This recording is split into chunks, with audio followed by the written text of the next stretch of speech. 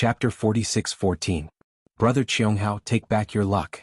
Biming Cui Qing, who had been silent all this while, finally opened her mouth. She sneered, I've said it before, a man trapped by love is a stupid donkey. If he doesn't put up a wall, he won't turn back. Your so-called not to fight if you can, is not tenable at all. Dongfang Qianghao glared at Biming Cui Qing and said, in today's battle, the fortune gate will be destroyed, and our 4 families will also suffer heavy losses. Not only will the Immortal Palace benefit, that brat Grand Mist will also benefit. This will greatly affect the future of the hidden immortal continent. Naturally, we won't fight if we can. Mournful cries of the 6 armies, angry for a beauty. Nangong Tianji looked up and laughed, Xiaohua, if you fall today, your name will be remembered in the future. The 9th princess and our Nangong family's reputation will be even more resounding. Yes. Xiaohua nodded, this Xiao also thinks so.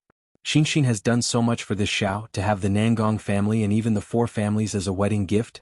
This story will definitely be passed down through the ages. As Xiaohua's voice fell, the Kunlun mirror in Xiaohua's hand activated. A beam of 9-colored light shone down on the dawn and sunset cliff. 200,000 Fortune Gate's Iron Army charged out in formation, exuding a cold-blooded and stern battle intent. Not to mention the 4 families' patriarchs, even the clouds in the sea of clouds were stirred up. Sure enough, it's the capital star formation. The Fortune Gate's Iron Army's reputation is well-deserved. Dongfang Qianghao nodded and praised when he saw the Fortune Gate's disciples forming 2 battle formations. Nangong Tianji sneered, everyone's rumors are ridiculous. What Fortune Gate's Iron Army's disciples are all 5th level and above? It seems like most of them are nascent soul realm cultivators. We're making a big fuss over a minor issue. Isn't that better? Biming Cui Qing laughed. Your Nangong family's prestige will be enhanced by annihilating the Fortune Gate. Nangong Tianji's gaze swept over Biming Cui Qing, and just as he was about to speak, Dongfang Qianghao frowned and said, Tianji, prepare to meet the enemy. Yes. Nangong Tianji's heart skipped a beat and he nodded. Then he waved his hand and a colorful flag the size of a palm appeared in the air. This colorful flag expanded in the wind, and 2 Nangong words that were embroidered with colorful silk threads appeared on it. As Nangong Tianji breathed out a mouthful of true energy into the flag, 5 colored clouds flew out from the 2 Nangong inscriptions. As the clouds surged, countless bean-sized disciples wearing golden armor rushed out with weapons in their hands.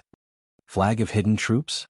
When Chu narrowed his eyes and looked at the tens of thousands of disciples falling in the air. They turned into the size of an ordinary person and said in a low voice, this is the weapon of the ancient Confucian. I thought it had been lost in the hidden immortal continent. I didn't expect the 4 great families to still have it. Fellow Taoist, Xiaohua asked worriedly, how do you feel now? Battle spirit. When Chu's tone was as sharp as sword chi as he said, all the heartache, pity, and regret from before have now turned into battle intent. We'll only know the answer after this battle. That's strange. Xiaohua said curiously, you still don't know why this happened. It's like looking at flowers in the fog, fishing for the moon in the water. When Chu nodded and said with a smile, let's fight. We'll cross the bridge when we get there. All right. Xiaohua replied and looked out of Chaomu Cliff again. At this time, the Nangong family's battle team had finished assembling. There were also 200,000 disciples wearing golden armor. Most of them were scholars, and their strength was about the same as the Fortune Gate's battle team. Similar to the Fortune Gate's formation, the 200,000 Nangong family disciples were also divided into a dozen or so smaller formations. In front of each formation, there was a disciple with Grandmaster or Martial Grandmaster Cultivation holding a colorful flag. As these disciples waved their flags, the 200,000 Nangong family disciples slapped their own heads and released their true chi. Wong. Although the righteous chi in front of the sunset cliff had already dissipated, the several 100,000 Nangong family disciples activated their cultivation techniques, and a large amount of righteous chi poured down. Rays of light flashed and inscriptions flowed, and a dozen golden chrysanthemums appeared in the air. These dozen chrysanthemums looked as if they were made by heaven. Every petal and every pattern was resplendent, and a powerful aura surged out. In the air above the Fortune Gate's battle team, the air started to vibrate and flow violently. When autumn comes, 8th of the 9th month, when my flower blooms, 100 flowers will die. The incense bursts into the sky, and the entire city is covered in golden armor. The poetic words formed a killing intent that pounced towards the Fortune Gate's disciples. The 200,000 Fortune Gates disciples in front of them were naturally not the 200,000 Fortune Gates disciples that had swept through the 1,000 demons' sacred grounds, nor were they the 200,000 Fortune Gates disciples that had fought against the devil race in the ancient ruins.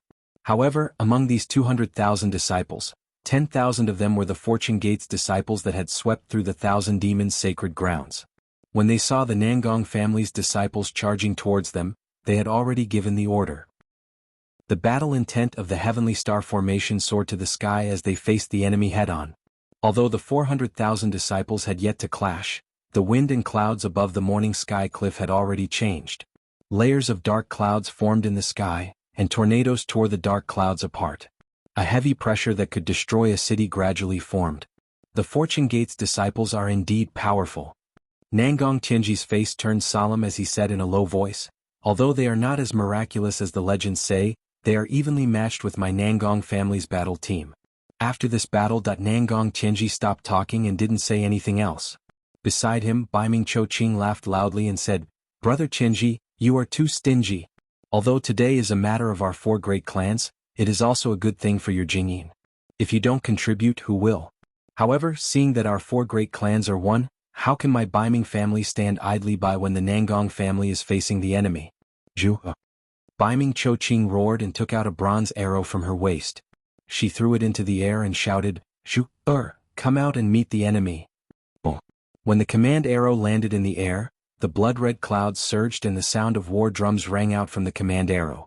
As the war drums rang out, the command arrow expanded rapidly. Groups of Baiming family disciples in light blue armor charged out from the command arrow with weapons in their hands. Garrison order. When Chu revealed the origin of the arrow and said with a smile, "It seems like the 4 great clans are also taking out their trump cards. The previous Hidden Troops flag and the current garrison order are both ancient military saint artifacts that have been lost since ancient times. I didn't expect them to appear together today. No wonder Immortal Emperor Go-Chin is worried about the 4 great clans." Chapter 46:15.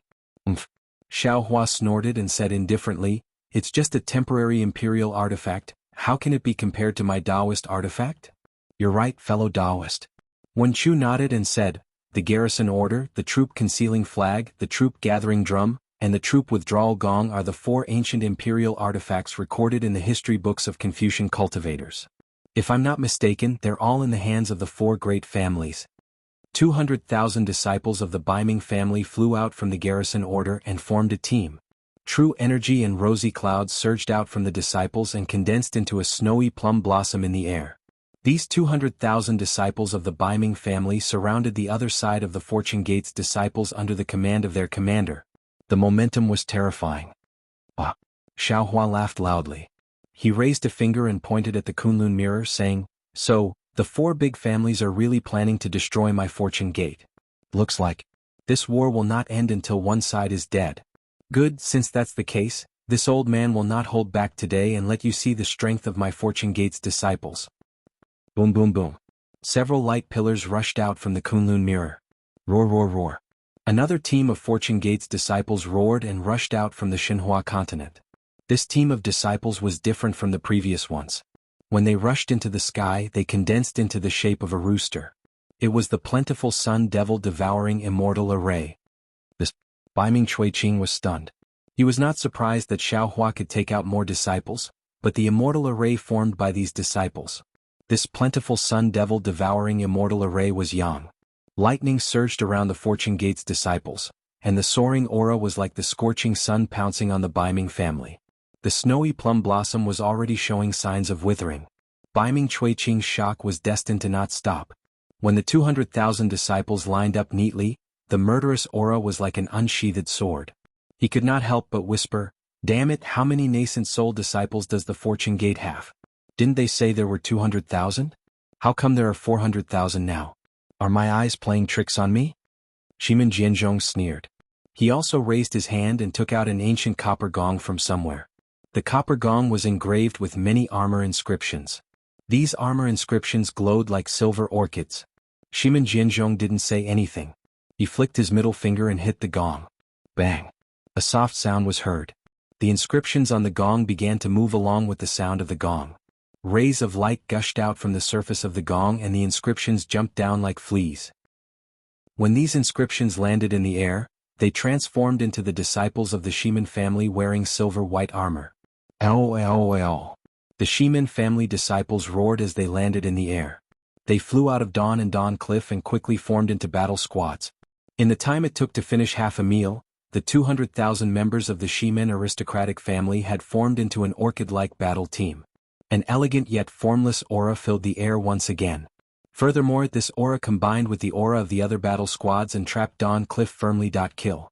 Xiaohua raised his head and looked at the provocation and mockery in the eyes of the four great families' patriarchs. He coldly shouted a single word. The word kill turned into a ball of light and flew into the Kunlun mirror. Boom. Another pillar of light appeared and the Fortune Gate's battle squads rushed out once again. Heavens! Nangong Tianji looked at the Fortune Gate's disciples flying out like carps crossing the river and couldn't help but groan. Just how many disciples does this Fortune Gate have? When I saw that the profound yellow board was filled with Fortune Gate's disciples, I was already shocked. However, when I heard that they had 200,000 disciples sweeping through the Thousand Demons' sacred grounds, I was even more shocked. No. They have 600,000 disciples. 600,000 nascent soul realm disciples. Nangong Tianji didn't know how to continue. He couldn't help but look at Dongfang Qianghao. He knew that a battle squad of 600,000 nascent soul realm disciples was enough to wipe out the 100 schools of philosophers from the hidden immortal continent. Even the four great families weren't willing to provoke such a powerful opponent. Dongfang Qianghao's eyes narrowed slightly. The brilliant young eyes hidden in his eyes couldn't help but shine like the sun. The shock in his heart wasn't any less than Nangong Tianji and the others. He had already known about Xiaohua's rise from his family's secret report. Moreover, he had also carefully read all the information about Xiaohua. Of course, he didn't know much more than Fairy Xingyu. Although the Dongfang family's ability to gather information was stronger than star-picking houses. In Dongfang Qianghao's eyes, although Xiaohua was powerful, he was the same as the Grand Mist Ancestor and the other powerful Dao sect cultivators on the hidden immortal continent. In terms of individual strength, he was close to the peak of the 9th grade. However, in terms of the strength of his sect, each and every one of them was weak. Dongfang Qianghao and the patriarchs of the four great families had the same countermeasure to deal with this kind of Dao sect cultivator. After all, the purpose of a cultivator's cultivation was to ascend.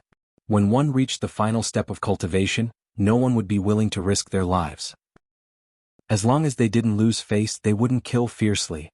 Although this kind of cultivator was fierce, in the end, if it wasn't for the fact that their lifespan was limited and they couldn't break through the bottleneck, they would die of old age. Otherwise, they would be killed by the four great families. After all, a person's energy was limited. It was impossible to be vigilant against tens of thousands of disciples at all times.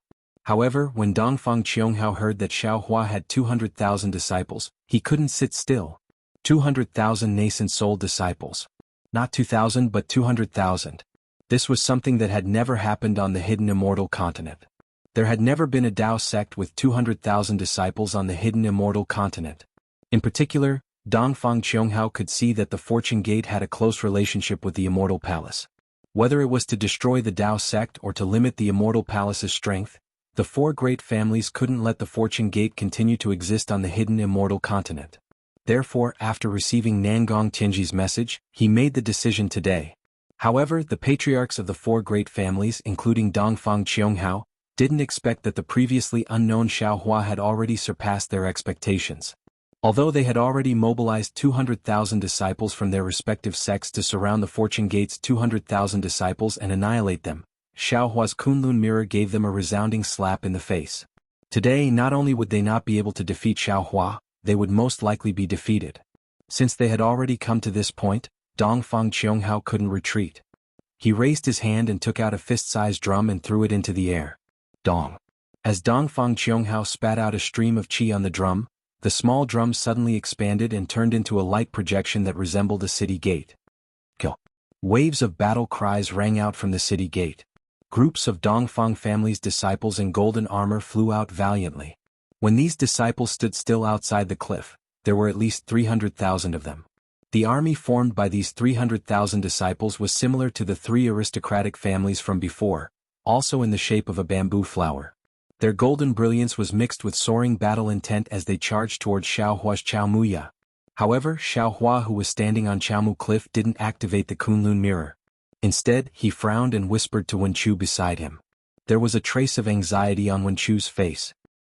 Strong on the outside but weak on the inside. Dongfang Qianghao coldly snorted and ordered, Jianzhong Tianji Chui Qing, prepare yourselves. Don't let the Palace of Literature's master escape. In today's battle, not only will we destroy the Fortune Gate and dispel the North Star's delusion, but we will also leave behind the 5 Qi unification art. After the 3 great families' patriarchs responded and Dongfang Qianghao was about to give the order, Xiaohua, who was standing on Chaomu Cliff, seemed to have noticed something different. He casually raised his hand again. Boom. The Kunlun mirror rumbled again and groups of Fortune Gate's disciples flew out again. Dongfang Qianghao was dumbfounded, Shimin Jianzhong was dumbfounded, Nangong Tianji was dumbfounded, and Baiming Chuiqing was dumbfounded. The 4 Fortune Gate disciples' eyeballs spun rapidly as they watched the Fortune Gate disciples fly out one after another. They were still calculating how many Fortune Gate disciples would fly out, but when they saw more than a dozen Fortune Gate disciples flying out, the 4 Fortune Gate disciples completely gave up. Dongfang Qianghao's gaze swept across Shimin Jianzhong and the other 2. His eyes were filled with shock and regret. The 300,000 Fortune Gate's disciples not only consisted of humans but also dragons. A total of 300,000 disciples formed a heart-cleansing winnowing basket formation. A huge shadow of a leopard appeared in the sky above the battlefield. Layers of air currents surged in the sky. The shadow seemed to be alive as it roared and pounced on the bamboo flowers. The 900,000 disciples from the 4 great families and Fortune Gate's disciples had already caused a change in the weather. The morning and evening lights began to sway under the rapid absorption of the righteous energy and heaven and earth origin energy. Even the 2 Chaomu cliffs that stood tall like jade pillars were swaying. Needless to say, the sea of clouds at the bottom of the abyss seemed to be stirred up by a giant hand. Strange hissing sounds could be heard as if a powerful monster was howling at the bottom of the abyss. Seeing that their advantage in numbers was gone, Dongfang Qianghao hesitated. In his life he had never hesitated as much as he did today. Even when facing immortal Emperor Go Qin he was calm. He had lost his usual decisiveness. My sons. While Dongfang Qianghao was pondering, Xiaohua raised his head and looked at the patriarchs of the 4 great clans. His eyes flashed with deep mockery. Xiaohua raised his hand again and shouted, The Immortal Palace has been shaken by your might after you all cleared the Confucian cultivators' Xianhuang list. However, the 4 great families still have the intention to destroy my Fortune Gate. Today you even set up a battle formation at the Chaomu Cliffs to kill my Fortune Gate. Everyone listen to my command. If people don't offend me, I won't offend them. If people offend me, I will definitely retaliate. Kill. Chapter 46:16. Kill. Kill. Kill. Kill. The 4 battle teams shouted the word kill repeatedly. Every time they shouted, the morale of the Fortune Gate disciples rose by a notch. After the 4th shout, the 900,000 Fortune Gate disciples' morale soared. The 4 battle teams charged towards the 4 families' battle teams. Dongfang Qianghao was filled with regret, but he didn't have time to say anything. He raised his hand and tapped on the drum, causing it to soar into the sky again. Dong dong dong. The sound of the drum resounded through the sky. Kill. Following Dongfang Qianghao's command, the 4 flowers moved, emitting a dazzling light as they pounced on the Fortune Gate's disciples in the form of rabbits, golden crows, leopards and roosters. As soon as the 2 sides' disciples came into contact with each other, a thunderous boom rang out, and light and clouds splashed in all directions. Xiaohua glanced at Wenchu and said, Fellow immortal, earlier the 200,000 Fortune Gate's disciples swept through the 1,000 Beasts sacred grounds, several hundred high-grade disciples cleaned up the mysterious yellow list, and the soaring Dragon Mountain Ranges Shao country established their country were all to intimidate ordinary Confucian cultivators, so that they wouldn't dare to underestimate our Fortune Gate's disciples. Today our 900,000 Fortune Gate's disciples are fighting against the 4 families. This is the time for our Fortune Gate to establish our might on the hidden immortal mainland. After this battle, our Fortune Gate will be like the scorching noon sun, shining with invincible brilliance and looking down on the 3 continents. When Chu also felt pity at this time. Looking at the 2 sides fighting, there were already people screaming and falling into the abyss. He said, I still underestimated the human heart and humanity. I really didn't expect that there would be such a big battle today. Maybe there will be a fierce battle at the soaring Dragon Mountain Range. It doesn't matter. Xiao Hua smiled faintly and said, even if there is a fierce battle, 100,000 disciples and fellow immortal Feng are enough. I don't believe that the four families have the strength to spare to attack the soaring dragon mountain range. Wen Chu nodded and said, their goal is the 5 Qi unification technique, so there shouldn't be any problems. Fellow immortals, it's time to come out and meet the 4 most ancient families on the hidden immortal mainland. Xiao Hua raised his hand and pointed at the Kunlun mirror. The lightning Taoist and celestial being flew out of the light pillar. Xiao Hua smiled and said, I'm afraid these 2 fellow immortals won't be able to hide from the eyes and ears of the 4 families. Greetings, fellow Taoist. The Thunderbolt Reverend and the Celestial landed in midair. However, they instantly understood the current situation of the battle. The Thunderbolt Reverend and the Celestial cupped their hands and bowed. This poor Taoist truly did not expect that the 4 great clans would actually want to attack first. After Xiao Hua and Wen Chu returned the greeting, they smiled and said, I'll have to trouble the 2 of you again today. Humph, daring to have designs on my fortune gate, daring to disturb I's cultivation, all of them deserve to die. The celestial being spat viciously, may I know which one friend wants me to kill? We'll go take a look. We'll kill whoever suits our taste. Xiao Hua smiled and flew out of Chaomuya. Seeing Xiao Hua and the other 3 flying out, the patriarchs of the 4 great families also flew out on clouds. However, right after the 4 of them flew out, more than 10 white-haired old men also flew out. These old men were dressed differently, following behind different patriarchs. Obviously they belonged to different families. A 9th grade origin energy literature saint? Xiao Hua exclaimed in shock when he saw these old men.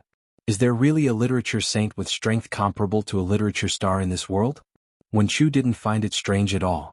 He said indifferently, the true cultivation system of us Confucian cultivators is to refine essence into qi, refine qi into spirit, refine spirit into the void, and refine the void into the heavens.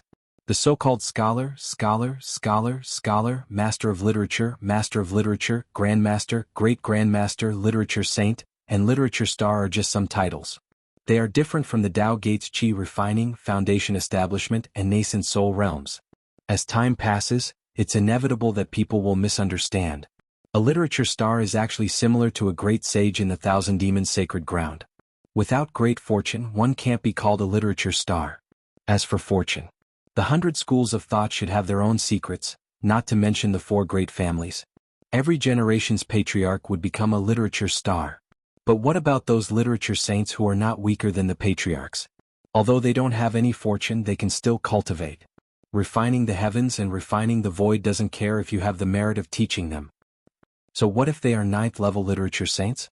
The celestial sneered, they are just some middle-level 9th level Confucian cultivators. And, when Chu glanced at him, the celestial replied, but what if 4 or 5 middle-level 9th level Confucian cultivators and 1 upper-level 9th level Confucian cultivator attack you? Kill them all. The celestial spat out 3 words. However, after a moment he turned around and asked, fellow Taoist Xiao, can I borrow your disciple's weapon? Xiao Hua understood that the celestial was talking about Yuan Ye's bone spear. He smiled and said, of course. Yuan Ye is also your disciple. And? The celestial nodded. I know. After the celestial finished speaking, Xiao Hua waved his hand and took out the bone spear. The celestial took the bone spear and waved it in the air. Swoosh. A wave of demonic qi surged out from the bone spear. The roar of the bone dragon came from the depths of the demonic qi. Damn it. Dongfang Qionghao's heart tightened when he saw the celestial take out the bone spear. He subconsciously looked at Shimin Jianzhong and the others. The 4 of them exchanged glances and shook their heads. Forget it. Dongfang Qionghao gritted his teeth and said in a low voice, today, I'm afraid that the Fortune Gate's reputation will be ruined. Our 4 great families will be humiliated. Nangong Tianji's mouth was filled with bitterness.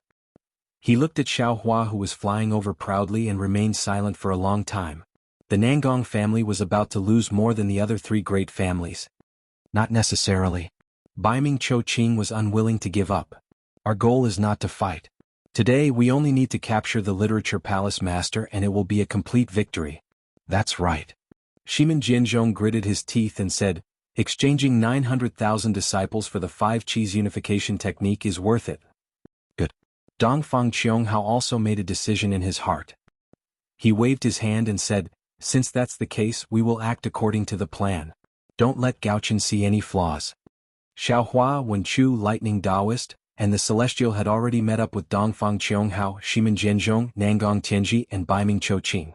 The abyss between the dawn and dusk cliff was different from the two sides of the dawn and dusk cliff.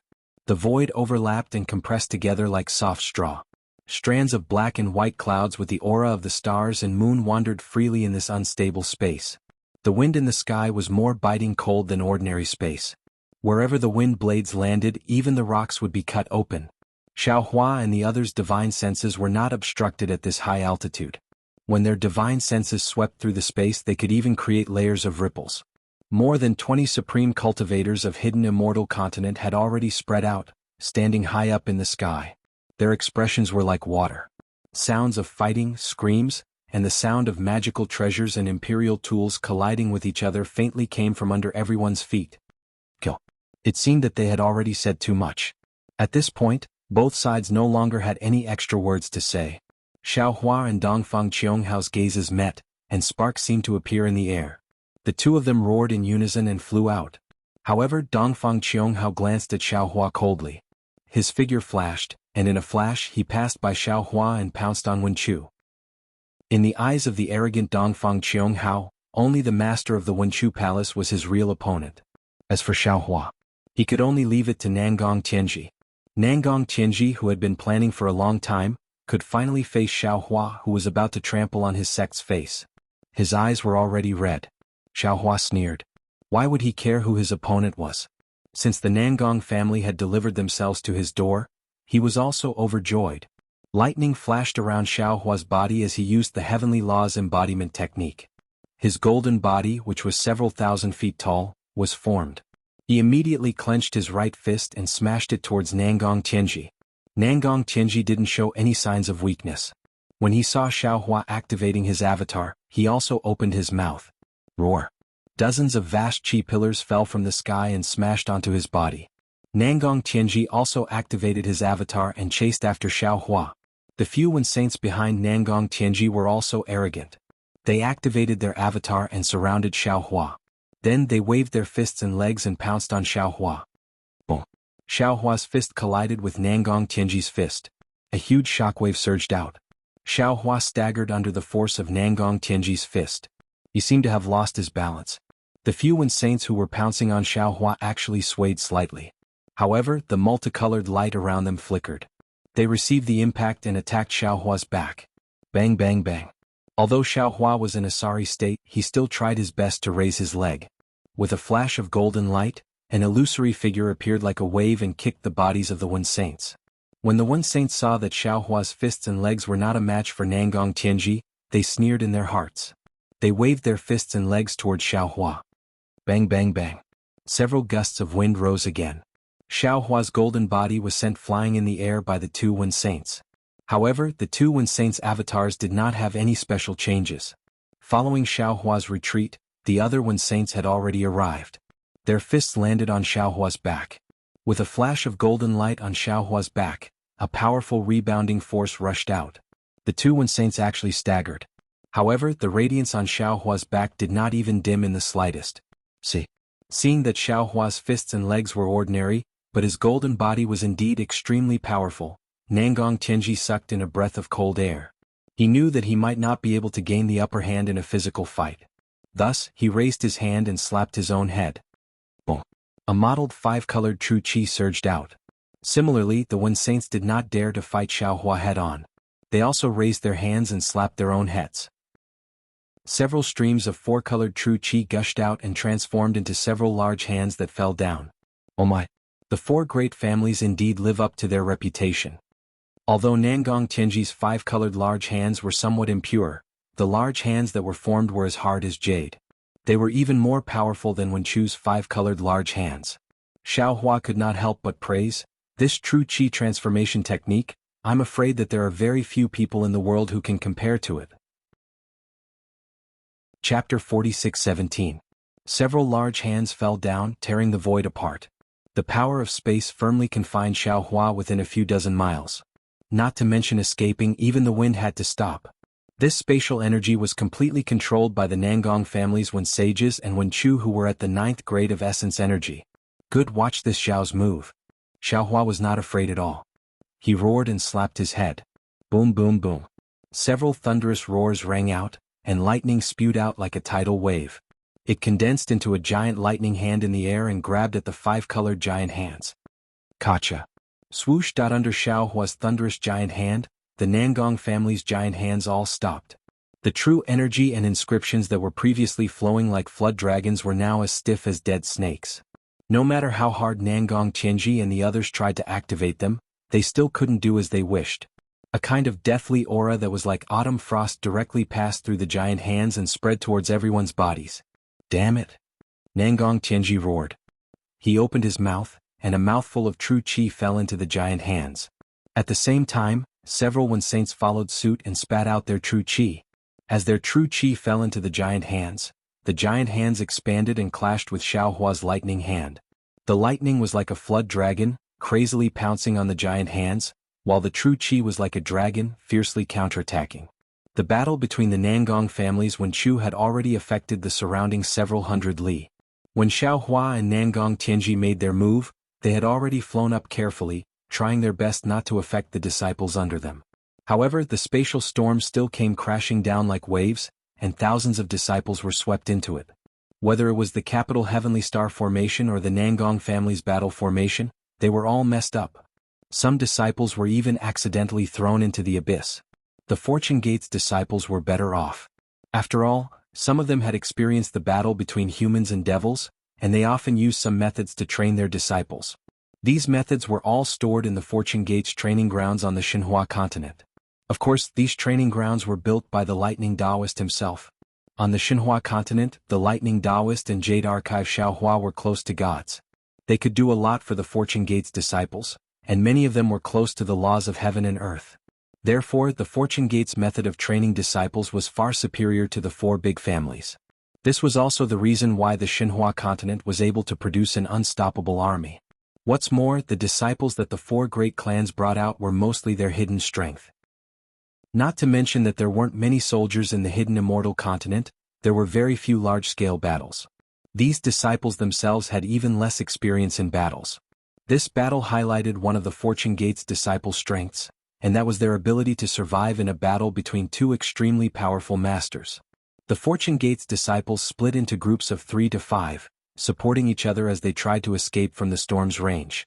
Even if they couldn't escape, they remained calm, waiting for an opportunity to escape as their bodies plummeted to the ground. There were even some who were even bolder and actually used the spatial storm to attack the disciples of the 4 great clans. It was just this little bit of experience and training. After the spatial storm, the disciples of the 4 great clans had already lost quite a few. Nangong Tianji and the others naturally didn't care about the lives of the disciples within several hundred li of them. Not only did the 5-colored giant hand tear the space apart, even the faintly discernible earth, fire, wind, lightning and other auras in the sky were torn apart. It was as if the sky was collapsing, and the entire space smashed towards Xiaohua. Looking at Xiaohua's lightning giant hand, the 5 fingers were already different in color, and the entire hand was filled with lightning. Although it wasn't as condensed as Nangong Tianji's 5-colored giant hand, it was superior in terms of the purity of the lightning, and the momentum of the lightning was terrifying. Seeing the lightning hand wave, the space between Xiaohua and the hand was immediately sucked dry. Countless hurricanes and indescribable fluctuations rushed out from the torn space, violently pouncing towards Xiaohua. This storm, which could instantly kill an ordinary cultivator, fell on Xiaohua's golden body, but it only set off some ripples of golden light. Boom boom boom. The thunderous hand clashed with several 5-colored hands, and a destructive aura that was even more powerful than the collapse of the heavens and the earth rose from the sky. The thunderous hand was shattered and countless thunderbolts flew in all directions, smashing into the void and shattering it. The 5-colored hands were also torn apart, and the translucent jade-like hands turned into countless fragments. Countless fragments also turned into fragmented aura and disappeared into the void. Violent gales rose and the storm rolled. Within 1,000 li the wind and clouds surged. Even someone as strong as Nangong Tianji staggered, and the protective light around his body was also blown away like a candle in the wind. With Nangong Tianji in such a state, those 9th grade essence energy literary saints were even more embarrassed. Their bodies lost their balance and they quickly rushed out of the storm. These literary saints were also shocked.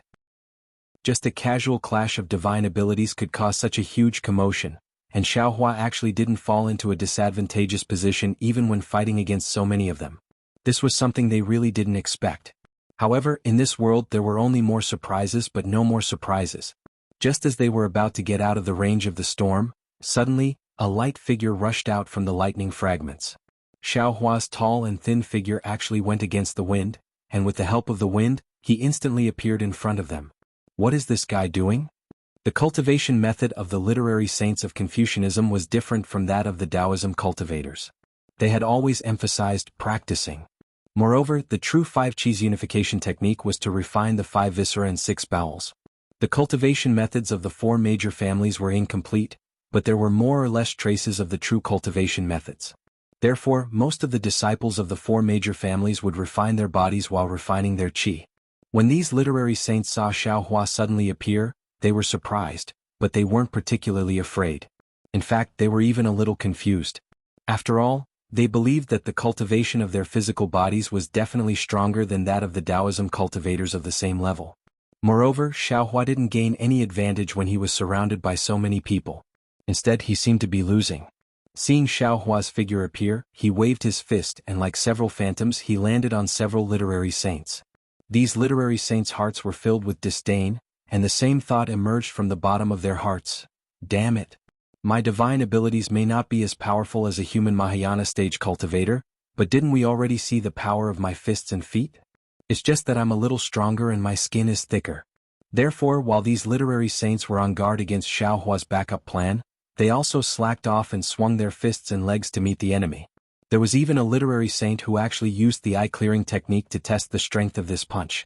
In the distance, Nangong Tianji also ignored Xiaohua's sudden intrusion, and a mocking smile appeared at the corner of his mouth. Amidst the fierce wind, his figure strangely flashed with multicolored light, turning into a distorted light shadow, and rushed behind Xiaohua like lightning, preparing to gang up on Xiaohua with the other literary saints. As expected, Xiaohua's fist collided with the fist of one of the literary saints. Boom! A sound that wasn't very loud rang out. When Sheng, who had a smile on his face, suddenly had a change in expression the instant his fist came into contact with Xiaohua's fist. This was because he saw that Xiaohua's fist had suddenly shrunk, and a black halo of light had unexpectedly appeared in the air. Not good. When Sheng, who was proficient in body cultivation, immediately sensed that something was wrong from the force of the fist coming into contact with Xiaohua's fist, and an unavoidable feeling arose spontaneously. However, before he could open his mouth to warn the others, Xiaohua's fist had already landed. The sound of the explosion wasn't loud, but the power was extremely great. Nangong Tianji and the others could see that the literary saint's sub-body, starting from the fist, followed by his arm, all the way until half of his sub-body collapsed with a loud bang, and countless inscriptions were annihilated in the collapse. In this collapse, the noble qi turned into a vortex, and pieces of flesh and blood burst out at the same time. On the side of the collapsed sub-body and physical body of the literary saint, more than 10 layers of space appeared, and the flesh and blood of the literary saint were swallowed by the void, and could no longer be recovered. Damn it! Seeing the power of Xiaohua's fist, Nangong Tianji cursed inwardly. He realized that Xiaohua's previous move was just a tactic to lure the enemy.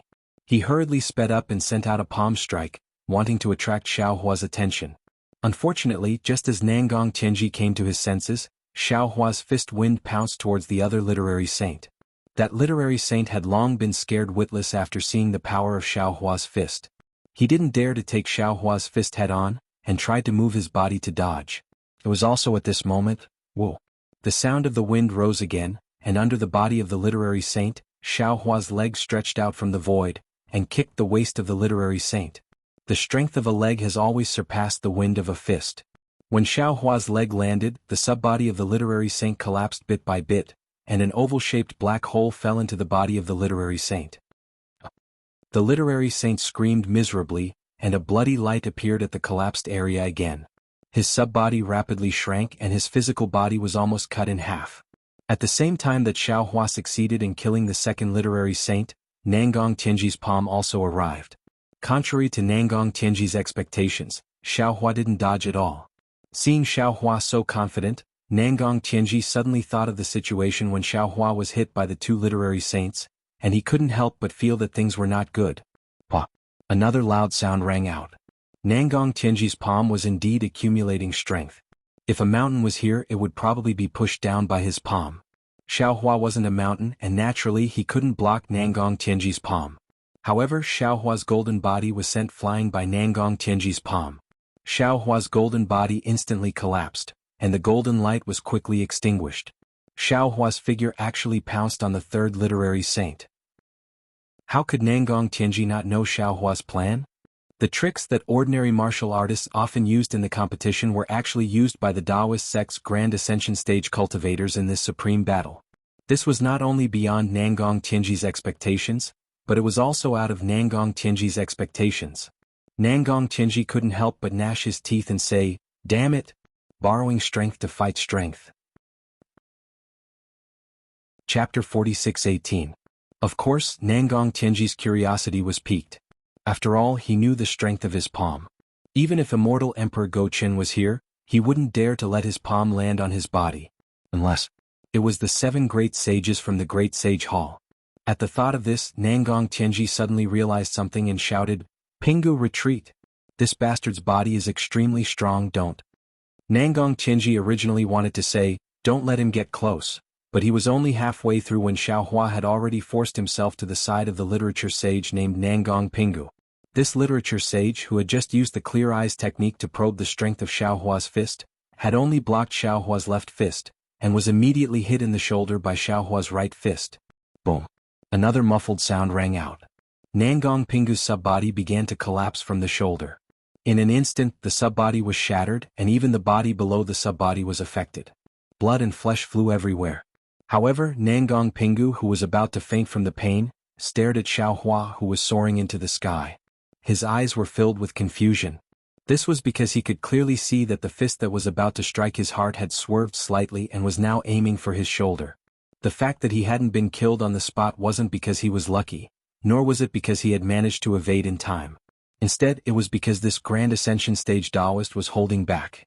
Seeing the 3 ninth grade sage of origin energy being killed or injured by Xiaohua in just a few rounds, Nangong Tianji's heart ached as if it was being stabbed by a knife.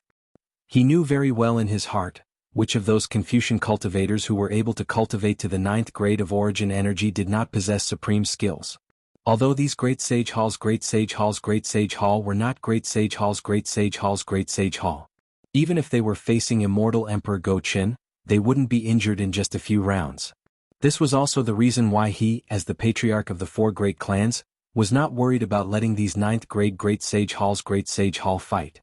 However, Nangong Tianji didn't expect Xiaohua's Great Sage Hall's Great Sage Hall to be able to flatten a mountain with a single punch.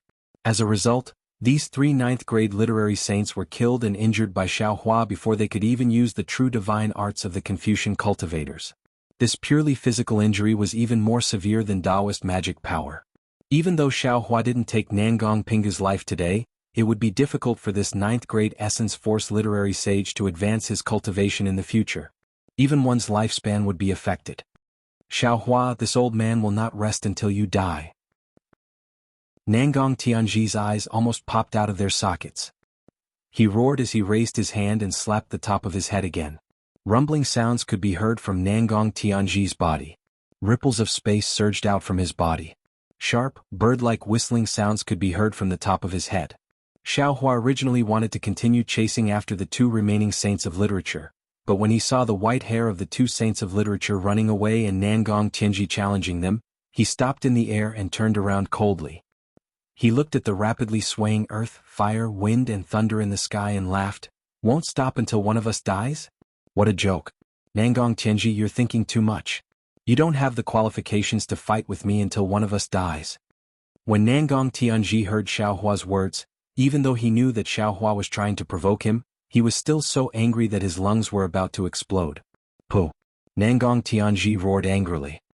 He opened his mouth again and a 5-colored pillar of air shot out from his mouth. It shot straight up into the sky and pierced into the earth, fire, wind and thunder. Boom! The earth, fire, wind and thunder let out a loud explosion. Countless wind and thunder fell into the 5-colored pillar of light like a heavenly river bursting through a dam.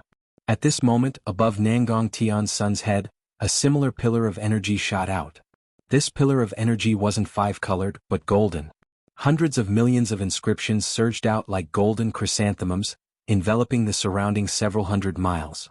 The golden chrysanthemums were like a vast river. Wherever the earth, fire, wind, and lightning fell, all of the golden chrysanthemums transformed. Under the cover of the river, the space was completely locked down. All of the noble energy and the world's origin energy melted away. Even within Xiaohua's divine sense, the 5 elements of heaven and earth began to change. Faint rays of light began to shoot out in all directions, swaying in all directions within the space. Nangong Tianji laughed sinisterly. He watched as Xiaohua's golden body was covered by countless tiny rays of light. It was as if he had fallen into a net. He shouted proudly, "Xiaohua, today this old man will let you see what the true noble Qi River is." As Nangong Tianji's voice fell, the earth, fire, wind, and thunder in the sky turned into aurora magnetism through the golden chrysanthemum. Under the aurora magnetism, the space within 1,000 miles was filled with dazzling sparks. The entire space was filled with strange laws. Under this strange light, Xiaohua's face also revealed a strange smile. The righteous spirit river of Confucian cultivators had always been a divine ability that Xiaohua highly praised. Under the righteous spirit river, the righteous spirit would envelop the space, and any evil force would be destroyed by this righteous spirit. However, although Nangong Tianji's noble Qi River was several times stronger than an ordinary noble Qi River, even someone as strong as Xiaohua could feel the sharpness of the aurora magnetism. Xiaohua didn't doubt that if this river-like aurora magnetism fell, his golden body would definitely be riddled with holes. Even his nascent soul might not be able to escape the fate of being killed. It could be said that the noble Qi River was the true nemesis of Taoism cultivators. Unfortunately, Nangong Tianji met Xiaohua. Seeing the smile on Xiaohua's face, which contained a thick sense of ridicule, Nangong Tianji's heart thumped. He couldn't help but look into the distance. Just as Nangong Tianji felt that something was wrong, Xiaohua opened his mouth. Puh! With a sound, the spirit-slaying sword gourd spat out from his mouth. Xiaohua raised his hand and pointed, and a thick crystal light fell into the sword gourd. Buzz buzz buzz. The sword gourd vibrated, and the spirit-slaying sword gourd soared into the sky. When the river-like aurora magnetism came into contact with the spirit-slaying sword gourd, it immediately seemed as if it had seen a long-lost relative. It rushed in without a care for its own safety, and had long forgotten Nangong Tianji's hospitality. This is. Nangong Tianji didn't expect that Xiaohua would be able to destroy the noble spirit river that he was so proud of with just a single magical treasure. Furthermore, the vast and mighty aurora magnetism didn't listen to his command at all. It gathered into 2 thick beams of light and went against the current, pouncing towards him like a huge dragon. Damn it! Nangong Tianji was shocked. The chrysanthemum and snowflakes above his head immediately retracted, and turned into a golden chrysanthemum cloud to protect him. Roar! At this moment, Dongfang Qionghao's roar sounded in the distant sky. Nangong Tianji was overjoyed. His figure flashed and he teleported towards that direction. Want to leave? Xiaohua sneered. He waved his right hand again, and a ray of golden light flashed in the sky like a pair of scissors. It immediately slashed across Dongfang Qionghao's illusory figure. Swoosh! The illusory figure that had already turned into a distorted light was actually cut off by the soaring dragon scissors. The right leg of the illusory figure was cut off. Boom boom.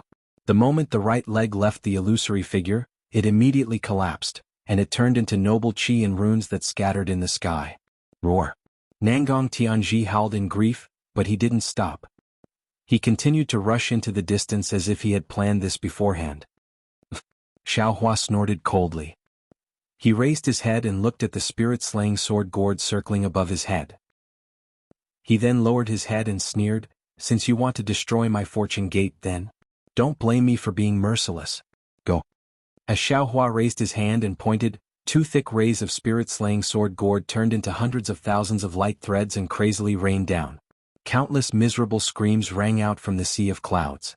Each ray of light penetrated the body of an aristocratic family's disciple and directly pierced their dantian. Xiaohua wouldn't take their lives, but whether they could stay alive or not, that would depend on their own fortune. Just as Xiaohua was about to withdraw the spirit-slaying sword gourd, he heard a clear light in the distance, and another strange phenomenon appeared. Back to Xiaohua's battle against the Nangong family. The heaven expert flew out with his bone spear, but he was also blocked by Shimen Zhenzhong and several 9th grade Essence Force saints. Yes. The heaven expert swung his bone spear and raised his head to look into the distance.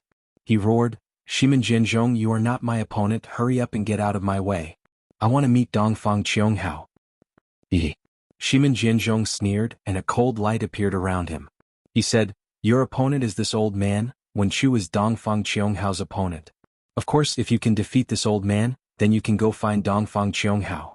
However, this old man wants to see the origin of a Taoist cultivator who can fight evenly with the master of the Jade Pure Palace. After saying that, Shimin Jianzhong didn't hesitate. Inscriptions flickered all over his body and clouds surged out. Thick awe-inspiring qi penetrated through the fragile void and fell on his body. Boom boom boom. Shimin Jianzhong's body trembled, and layers of sword light bloomed like flowers. Every layer of sword light was accompanied by a sword intent. It was either life and death or austere or bloody. This sword intent enveloped an area of several hundred li in just a moment. As this sword intent surged out, the bodies of the several saints of literature also glowed with sword light. Not to mention that their limbs were as sharp as flying swords, even the gaze in their eyes was like a sword. Haha, so it's a sword cultivator. The heaven expert laughed and shouted, it's not like this old man hasn't fought with sword cultivators before. Come, fight with this old man for 300 rounds. As he spoke, the heaven expert's body swayed, and the blood light on the bone spear surged. A pitch-black demonic dragon emerged from the bone spear, roaring and pouncing toward Shimin Jianzhong. The awe-inspiring qi of the Confucian cultivators had always been the natural nemesis of the devil clan, but correspondingly, the devil qi and the awe-inspiring qi had been rivals since ancient times. Although Shimin Jianzhong activated his sword intent, the demonic dragon's bloody, murderous and violent intent rushed into Shimin Jianzhong's defense and went straight into his heart. Give it a reward and thank you for all your support. Chapter 46:19. Seeing that the celestial was so powerful, Shimin Jianzhong was also shocked. He thought to himself, damn it, how can this Taoist body cultivator have a demonic weapon? When he fought with the master of the Jade Pure Palace that day, he didn't use a weapon. Moreover, this demonic weapon is different from ordinary demonic weapons. The bone dragon that was refined into a demonic spear is not an ordinary dragon. The aura of this demonic weapon seems to be innately restraining the righteous aura of my Confucian cultivator. Today's battle seems to be too dangerous, far from what I expected. However, since he was already here, how could Shimin Jianzhong hesitate? He slowly raised his right hand, and a sword light appeared in his right palm like starlight. Then, countless sword cries came from the sword light, and a sword that was overflowing with brilliance began to expand rapidly. This old man will show you what the sword essence of heaven and earth is. Shimin Jianzhong roared proudly, and the huge sword that was 1,000 feet long fell like a falling mountain. The sword hair of the huge sword was like a flood dragon, and the sword essence was like a rainbow. Wherever it passed, the space was split open, the wind was split open, and even the eyes of the celestial were about to be split open. Near Shimin Jianzhong, the literary saints didn't dare to be careless. They opened their mouths at the same time, and a flying sword that looked like a hook rushed out and landed on the arm of the celestial. Wherever the sword light passed, the entire arm turned into a hook. Several people cooperated with Shimin Jianzhong, and as their bodies swayed, the hooks were like snow, attacking different parts of the celestial. Boom. In the roar, the bone spear pierced the sword light, and the sword light also split the demonic aura of the bone spear. Shimin Jianzhong was indeed the master of the Shimin family. Wherever the sword essence of heaven and earth fell, the demonic aura was split open, and the demons hidden in the demonic aura were all split in half. In the bloody light, the body of the bone spear was revealed, and a shallow notch appeared on the scales of the bone dragon's back. The gigantic sword formed by Shimin Jianzhong's sword beam was also swallowed by the bone dragon after it slashed down. Ka. With a crisp sound, the entire gigantic sword was shattered into pieces by the demonic light. Although each fragment struggled to transform into tens of thousands of small flying swords, before the flying swords could take form, they were shaken into inscriptions by the bone spear and scattered into the void. Ka. At the same time, several sounds of metal and stone rang out. Several sword shadows flashed past the celestial's back, waist and ribs, and a series of golden lights splashed out. Oh. The celestial seemed to be in pain and roared in the air. Haha, that's all there is to it. Shimin Jianzhong looked up to the sky and laughed, saying, this old man thought you were very powerful, but it seems that you are just a guy who is strong in appearance but weak in reality. Maybe you have succeeded in refining your body, but in this old man's eyes, your body cultivation is just like grass. As he spoke, Shimin Jinzhong raised his hand and waved it from his waist. A thin blue light flashed and a slender sword like an orchid appeared. Although the sword light was thin, it was very tough. When it landed in the void, it pierced through the void. What was special was that the sword was very soft, and it was like duckweed in the wind. It danced with the wind, and a sense of elegance and nobility spontaneously appeared. Shimin Jinzhong stared at the sword, and his eyes revealed eagerness, as if he had seen his long-lost lover. For a moment, Shimin Jinzhong raised his head and looked at the celestial, who was also vigilant in his eyes. He said proudly, "The Confucian scholars of the hidden immortal continent have long admired the gentle sword, but no one has ever heard of the feather orchid immortal sword of my Shimin family. Before the feather orchid immortal sword, the so-called number 1 imperial weapon is nothing but nothingness. All the families in the world know about the Son of Heaven's sword, and with the Son of Heaven's sword, you can stabilize the world. But who knows? If you control the feather orchid sword, you can become an immortal? You are very lucky to be able to see the true appearance of the feather orchid immortal sword before you die." After speaking, Shimin Jinzhong raised his hand and waved. That sword, which was originally as soft as gossamer, suddenly gave birth to a resplendent sword light. Moreover, that sword directly soared into the sky, and an extraordinary sword intent rushed out from the sword. Wherever the sword intent passed, the broken void transformed into many orchids. Each orchid was born from the sword's splendor, and each orchid revealed a hazy world. Each orchid contained a heaven-destroying and earth-exterminating killing intent. Damn it! When the celestial saw it, he couldn't help but turn pale with fright. The celestial was formed by Xiaohua's bone tempering. When it comes to the corporeal body, it is naturally tough and tenacious. It is very difficult for ordinary magic tools to injure him.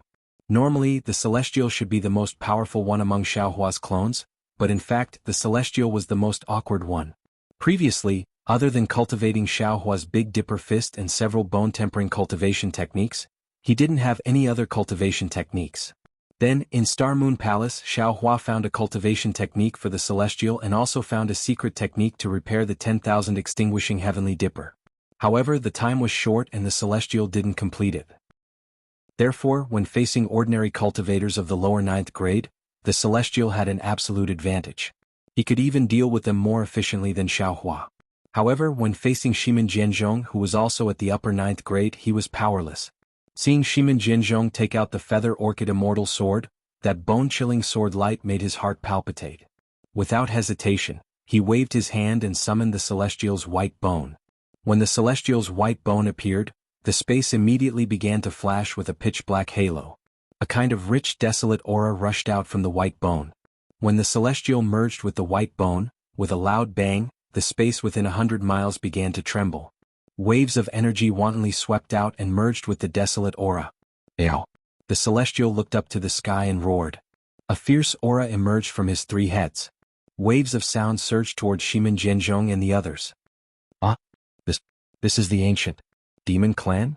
Seeing that the celestial had 3 heads and 6 arms and emitted a ferocious aura that could suppress the world, Shimin Jinzhong was astonished. He finally understood why the celestial could fight evenly with the Jade Pure Palace Master. However, in the blink of an eye, Shimin Jinzhong sneered. Suddenly, tens of thousands of sword hairs appeared around his body. These sword hairs all rushed into the treasured sword in his hand. The slender treasured sword overflowed with brilliance like the rising sun. As Shimin Jinzhong waved his hands, the seemingly slender treasured sword fell down like a meteor. Amidst the huge rumbling sound, the space habitually shattered and collapsed. The orchid sword hairs from before floated down and pounced on the celestial. The treasured sword was still far from the celestial. In the sky above the celestial's head, pa pa pa, sounds of explosions suddenly sounded. Countless mighty pillars of chi were extinguished, and thumb-sized protrusions appeared around the celestial. Looking at the other 4 sides of the sword light, the figures of the several saints of literature had already turned into swords and flew up like orchids. The sword intent that was several times stronger than before also pierced through the void and fell toward the back of the celestial being. The demon-devouring spear is invincible. Kill Buddha if it meets Buddha, slay immortals if it meets immortals. The celestial laughed boldly. You are just immortal ascension swords. How can you be a match for me? Roar. The celestial opened his mouth and 3 pillars of light rushed out, passing through the sword chi and landing on Shimin Jinzhong's head. The bone spear in his hand, under the stimulation of the desolate qi, turned into a demon dragon that was thousands of feet long and crazily expanded to meet the treasured swords. Seeing the 3 pillars of light fall, Shimin Jianzhong did not care because the true qi around his body had already turned into sword hair and merged with the treasured swords. The Feather Orchid Immortal Ascension Sword would naturally block the light pillars. However, contrary to Shimin Jianzhong's expectations, the Feather Orchid Immortal Ascension Sword did not block the light pillars when they passed through the sword light. And in the light pillars, Shimin Jianzhong felt that his essence, qi and spirit were about to leave his body. Not good. Shimin Jianzhong knew that things were not good and hurriedly urged his true qi to block the attacks of the 3 pillars of light. Shimin Jianzhong was distracted and the bone spear collided with the treasured swords again. The treasured swords shone brightly and the sword's momentum was like a wave. The bone spear's demonic qi soared into the sky and the spear's intent was like 1,000 caddies. The space within hundreds of miles shook at this moment. The worlds created by the sword hair were destroyed by the demonic qi, and the blood waves created by the demonic qi were also wiped out by the sword hair. This huge collision produced a vast impact. Not only did it blow away the flying swords that Shimin Jianzhong had transformed into, it also caused the corporeal body of the celestial being with 3 heads and 6 arms to tumble. Clang clang clang. As he tumbled, the sounds of swords humming could be heard. The flying swords that were formed by the Sage of Literature had slashed through the void and slashed at the celestial being's back. Out of the celestial being's expectations, several deep sword marks appeared on his back, and the eerie white bones were revealed in the sword marks. Roar. The celestial being roared. Other than the 2 hands that were holding the spear, the other 4 arms suddenly reached into the void. At the same time, the 3 heads opened their mouths and shot 3 pillars of light at the Sage of Literature who was closest to them. Dodge. Shimin Jianzhong's flying sword was raised, and his figure was naturally blocked. He saw the celestial being's arms falling into the void and immediately felt that something was wrong, so he hurriedly shouted. Moreover, he bent his body and forcefully channeled his sword. The sword turned into a ray of light and also disappeared into the void. The Sage of Literature who received the warning were alarmed and quickly dodged. Crack crack crack. Just as they were about to dodge, the celestial being's 4 arms reached out from the void and hit their shadows. With a crisp sound, several sword rays were shot down, and the Sage of Literature's secondary bodies were also slightly shattered. However, the Sage of Literature who was closest to the celestial was not so lucky. The 3 pillars of light worked together and struck the Sage of Literature's sword rays with lightning speed. The Sage of Literature didn't even have time to scream before the brilliance of his secondary body was instantly extinguished, and he fell from the sky. Poof! The celestial being succeeded, but Shimin Jianzhong's Feather Orchid Immortal Ascension Sword also arrived at the same time. This sword that was even thinner than a thin thread easily pierced the celestial's heart and almost came out of his body. Good. The Sage of Literature couldn't help but cheer when he saw the celestial being stabbed. At this time, boom boom. Behind the Sage of Literature, a violent wind suddenly rose. The celestial's hands that were holding the spear had unknowingly abandoned it and were now reaching out from the void and grabbing the backs of 2 Sage of Literatures. The 2 bloody hands even came out from the chests of 2 Sage of Literatures. Give it a tip and thank you for all forms of support. Chapter 46-20. The celestial's other 2 legs didn't stay idle either. Like Xiaohua, he kicked the other 2 literary saints in the back. After the 2 literary saints' backs caved in, they fell from the sky. Damn it. Shimin Jianzhong couldn't help but gnash his teeth when he saw the celestial kill 5 literary saints right in front of him. However, what surprised him even more was that there was no blood flowing out from where the Feather Orchid Immortal Sword pierced. The celestial only gritted his teeth in pain but didn't seem to be killed at all. He growled, You. The celestial sneered and grabbed the sword in his chest. Can't you see that I have 3 heads and 6 arms? I have 3 hearts. The celestial grabbed the sword and thunder rumbled. The entire Feather Orchid Immortal Sword was controlled by lightning. Shimin Jianzhong was shocked. He hurriedly waved his right hand and the flexible sword in the lightning turned into nothingness. Roar. At the same time, Dongfang Qionghao's roar came from the distant sky. Shimin Jianzhong was startled. He looked at the remaining literary saint and teleported toward him. Ah! Seeing Shimin Jianzhong escape, the celestial didn't chase after him. Instead, he looked at that panic-stricken literary sage and strode towards him. Don't come here. That literary sage was extremely scared and actually screamed like a weak girl that the Thunderbolt Immortal saw that Xiaohua and the Celestial both had opponents. He smiled at Dongfang Qianghao and said, "Old Dongfang, are you going to pick I as your opponent?" Ah. Dongfang Qianghao looked up to the sky and laughed. The Thunder Immortal is very famous. He killed many of our Confucian cultivators in the soaring Dragon Mountain range. This old man shrank back when I saw the lightning. I didn't dare to fight the Immortal. Your opponent is Baiming Cho Qing. Dongfang Qianghao's eyes flashed with golden light. He looked at Wen Chu and said, "Literary Star Palace Master, can you fight with me?" "Fight." Wen Chu's expression did not change, but a complicated emotion flashed in his eyes as he replied. Watching Wen Chu, Dongfang Qianghao, and the others fly away, Thunderbolt Immortal looked at Baiming Chui Qing and the other literary sages in the distance. He crooked his neck and laughed. "Baiming Chui Qing? Such a name seems to be very cultured, but looking at your excellency's appearance, it really has nothing to do with that. A tasteless Confucian cultivator like you. How could you possibly be a match for me?" The Baiming family used plum blossoms as their symbol, so they naturally emphasized elegance and taste. However, Baiming Chui Qing and even Baiming Jiqing had put on weight, especially Baiming Chui Qing. Although her face was delicate and pretty, if she were to put on an official's attire, she would look more like an ordinary village official. How could she have the demeanor of the patriarch of the four great families whose name shook the world? Previously, Baiming Chaoqing had also used a cultivation method to temper her corporeal body, but she originally had this kind of physique. Admittedly, the cultivation method had a certain effect, but how could it be more convenient than transfiguration? However, if she transfigured her body, Baiming Chui Qing would be somewhat disdainful.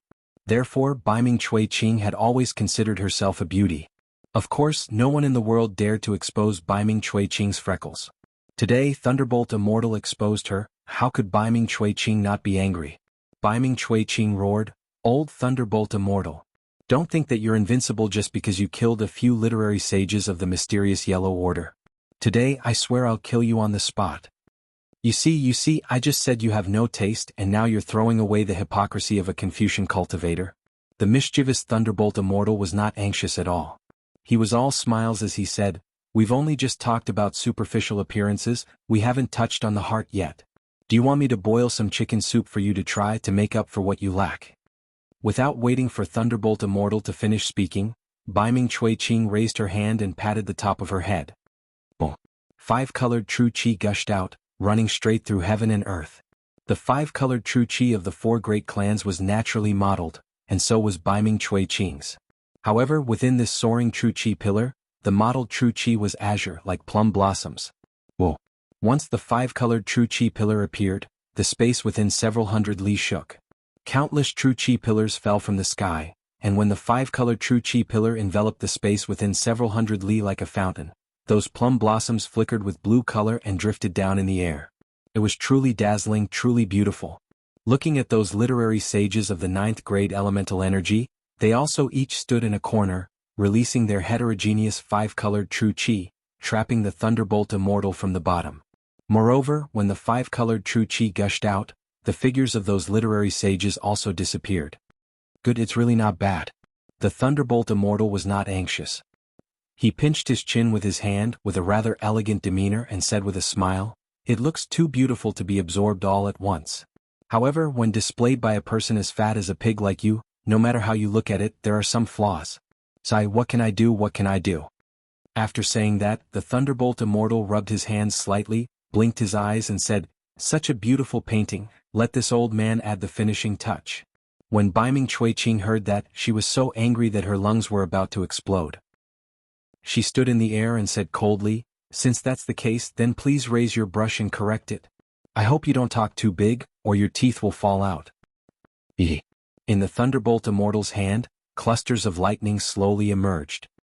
He still had a smile on his face as he replied, "Although this old man doesn't have Taoist sorcerer's brush and can't use the wondrous blossom brush, it's more than enough to correct your vulgarity. As for my teeth, please don't worry. This old man's age hasn't reached the point where my teeth will fall out, so we can't be mentioned in the same breath." After saying that, the Thunderbolt Immortal waved his hands, and tens of thousands of thunderbolts appeared out of thin air, transforming into the shapes of brushes, and pointed towards the plum blossoms in the air at the same time. This thunderbolt was like a huge wave overturning the sky, overturning the entire space, and its momentum was incomparably vast. However, all the thunderbolts had only rushed out 100 feet when the countless plum blossoms in the air suddenly produced indescribable fluctuations. These fluctuations were like a net, intertwining and falling. Wherever the fluctuations passed, all the thunderbolts immediately ceased to exist, turning into nothingness. So much so that when the fluctuations landed on the Thunderbolt Immortal's body, even the lightning flashing around the Thunderbolt Immortal's body was also smoothed out. The Thunderbolt Immortal was dumbstruck. Looking at those plum blossoms, they were like Baiming Cui Qing's small eyes that were mocking him. Ah! Baiming Cui Qing laughed wildly. It's just the Dao Sect's Thunderbolt technique, what's there to be arrogant about? Didn't you want to correct this old man's winter plum forbidden lightning diagram? Why don't you pick up your lightning brush? Without it, I'm afraid your teeth will fall out. Damn it! The Thunderbolt Immortal was ashamed and angry. He raised his hand and slapped the top of his head. Rumble. A cluster of lightning spurted out, transforming into a thunderbolt technique that grabbed towards Baiming Cui Qing. Unfortunately, as soon as the lightning appeared, the fluctuations rose again. That thunderbolt technique whimpered as it shrank and disappeared, not causing any waves at all. Since you don't have the strength to lift the brush then, let this old man do it. Baiming Cui Qing was in high spirits. She opened her mouth and a mouthful of life's true energy gushed out, transforming into countless fine threads that were similar to inscription chains.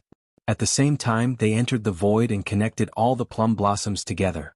Fall. When Baiming Cui Qing shouted, a huge azure inscription was spurted out from her mouth, falling in midair and exploding with a loud bang.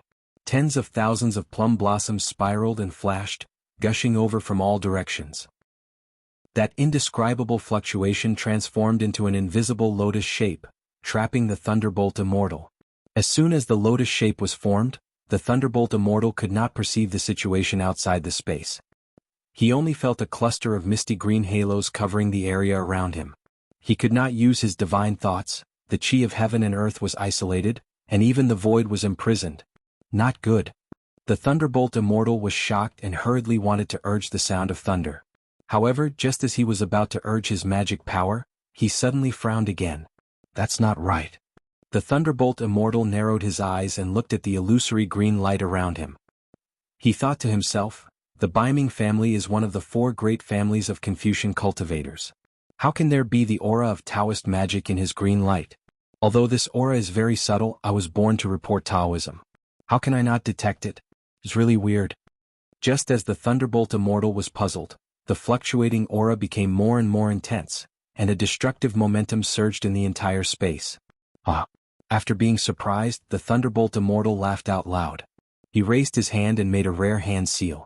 He said, although this old man is called the Thunderbolt Immortal and the Thunderbolt technique is naturally this old man's strongest technique, don't you think you're being too delusional if you want to imprison this old man with merely the winter plum forbidden lightning diagram? Immediately, the Thunderbolt Immortal made a gesture and a bean-sized lamp appeared in mid-air. This lamp was divided into 6 colors, which was exactly the same as Xiaohua's 6-colored spiritual fire. Old man Baiming, you fat toad at the bottom of a well. Today I'll let you see the power of my Taoist magic. The Thunderbolt Immortal shouted. Break. Following the Thunderbolt Immortal's finger, a thick crystal light fell into the lamp. The 6-colored spiritual fire instantly turned into a several zhang large fire pillar and directly penetrated the Thunderbolt Immortal's feet. The spiritual fire was the absolute weapon that Xiaohua used before he reached the nascent soul stage. Once the spiritual fire was used, it was invincible. However, because the spiritual fire consumed too much magic power, Xiaohua would never use it unless he had no other choice. When Xiaohua reached the 9th grade of origin energy, there were too many methods that he could use. Therefore, although the spiritual fire had already become 6-colored, Xiaohua basically didn't use it anymore. The Thunderbolt Immortal naturally knew the power of the 6-colored spiritual fire. While he was cultivating the Thunderbolt technique, he was also pondering how to refine the 6-colored spiritual fire. The incantation that he was using now was a spell that used the 6-colored spiritual fire as the seed and his own magic power as the supplement. This spell was purely of the fire attribute and didn't consume much magic power. Normally, the Thunderbolt Immortal didn't have the opportunity to use this spell. Since he was forced to this place by Baiming Cui Qing, he just happened to witness the power of this fire attribute spell. Chapter 46:21. Puff. A muffled sound that wasn't particularly loud rang out. The place where the fire pillar landed, the misty blue illusion was pierced through. Under the fire pillar, the hundreds of plum blossom clouds vanished. The forbidden thunder diagram of the winter plum blossom had been easily destroyed by the thunder immortal. What kind of fire is this? Baiming Cho-ching looked at the fire pillar in a daze and cried out, "How can an ordinary fire break my green lotus?" At this point, Baiming Cho-ching's expression changed greatly. He hurriedly raised his hand and grabbed. A huge hand of several miles in size fell from the sky. He shouted angrily, "Damn it! How can you bully the weak like this?"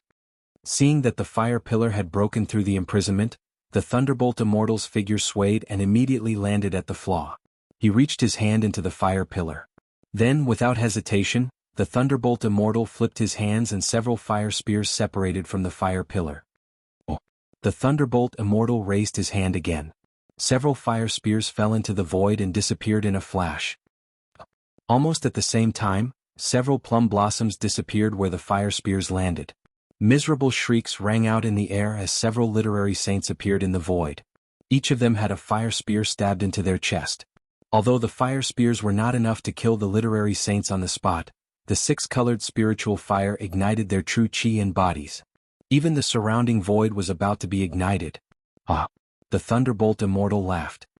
"I'll send these eyesores back to their hometown first. Then I'll tell you what elegance is." At this time, Baiming Cho-ching's huge hand fell. Where the true chi fell, the six-colored spiritual fire did not extinguish. Instead, it went against the flow and ignited Baiming Cho-ching's huge hand. Damn it. Baiming Cho-ching was shocked. She cursed and decisively cut her wrist. With a swoosh, she threw the huge hand away. Just as Baiming Cho-ching was about to use another magical power, Dongfang Qionghao's voice came from afar. Baiming Cho-ching glared at the Thunderbolt Immortal fiercely. Her figure turned into a plum blossom shadow and disappeared instantly. "Is it?" The Thunderbolt Immortal shouted disdainfully.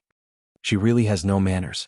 She escaped without even saying goodbye. Then, the Thunderbolt Immortal did not even look at the literary sages who were burned by the spiritual fire and chased after them. In order to avoid Baiming Cho-ching's winter plum forbidden lightning diagram, Dongfang Qionghao's figure flickered and lured Wenchu to another high altitude. At this moment, Chao Muya's heavenly light split in two, and the sky was once again covered in a faint greenish gray.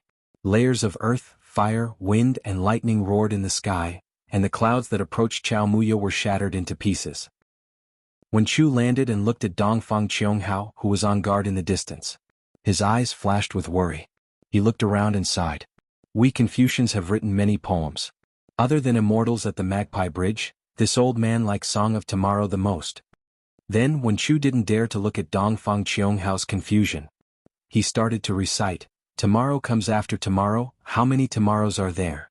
I am waiting for tomorrow and all things are wasted. If the people of the world are tired by tomorrow, spring will pass and autumn will come and the old will come." In the morning he looked at the east flowing water, in the evening he looked at the west setting sun. How much could tomorrow be in 100 years? Please listen to my Song of Tomorrow. When he finished reciting, Wen Chu continued, "Looking at Chao Muya, this old man suddenly feels that time is passing quickly. Day after day, day after day, day after day, day after day. A day is but a blink of an eye. How much time is there in a person's life? Why do we not do meaningful things and only do boring things?" Dongfang Qiongghao naturally didn't know that Wen Chu's feelings had just been born, and he was looking at the world with his own ignorant eyes. However, when he saw that Wen Chu didn't make a move, he waved his hand, and the literary sages disappeared and landed in various places. "The master of Wen Chu Palace is quite refined." Dongfang Qiongghao smiled. "Although this old man has never seen you before, I know that you are a refined person after seeing you today. You are completely different from that bastard Gaochen. However, to be honest, I, Jianzhong, and the others might not be any better than Gaochen. Perhaps we were like you in our early years, and we used to make tea with clear spring water and red mud to make wine. However, now that we are in your position, we have already treated our previous lives as our ideal." At this point, Dongfang Qiongghao sighed. "Actually, sometimes this old man also wants to be like you, to throw away these shackles, or to find a desolate mountain to cultivate in peace, or to find Gaochen to become the master of some palace and live a leisurely life. However, if this old man takes half a step back, others will take a step forward. My Dongfang family's thousands of years of foundation may become someone else's. This old man has taken over this heavy responsibility from my ancestors, and I can't slack off. My fate has already been decided when I took over the position of master. To be honest, this old man doesn't think that the four great families will win today's battle. Wen Chu retracted his gaze and looked at the disciples who were fighting beneath his feet. He said, "You don't know enlightened Master Zhao's background at all. Don't you think that it's not worth it to make both sides suffer for the five Qis unification art? There are some things that must be done. Even if the price is high, this old man will still do it." Dongfang Qianghao replied. "However, there are some things that cannot be done. Even if there is no price, this old man will not do them.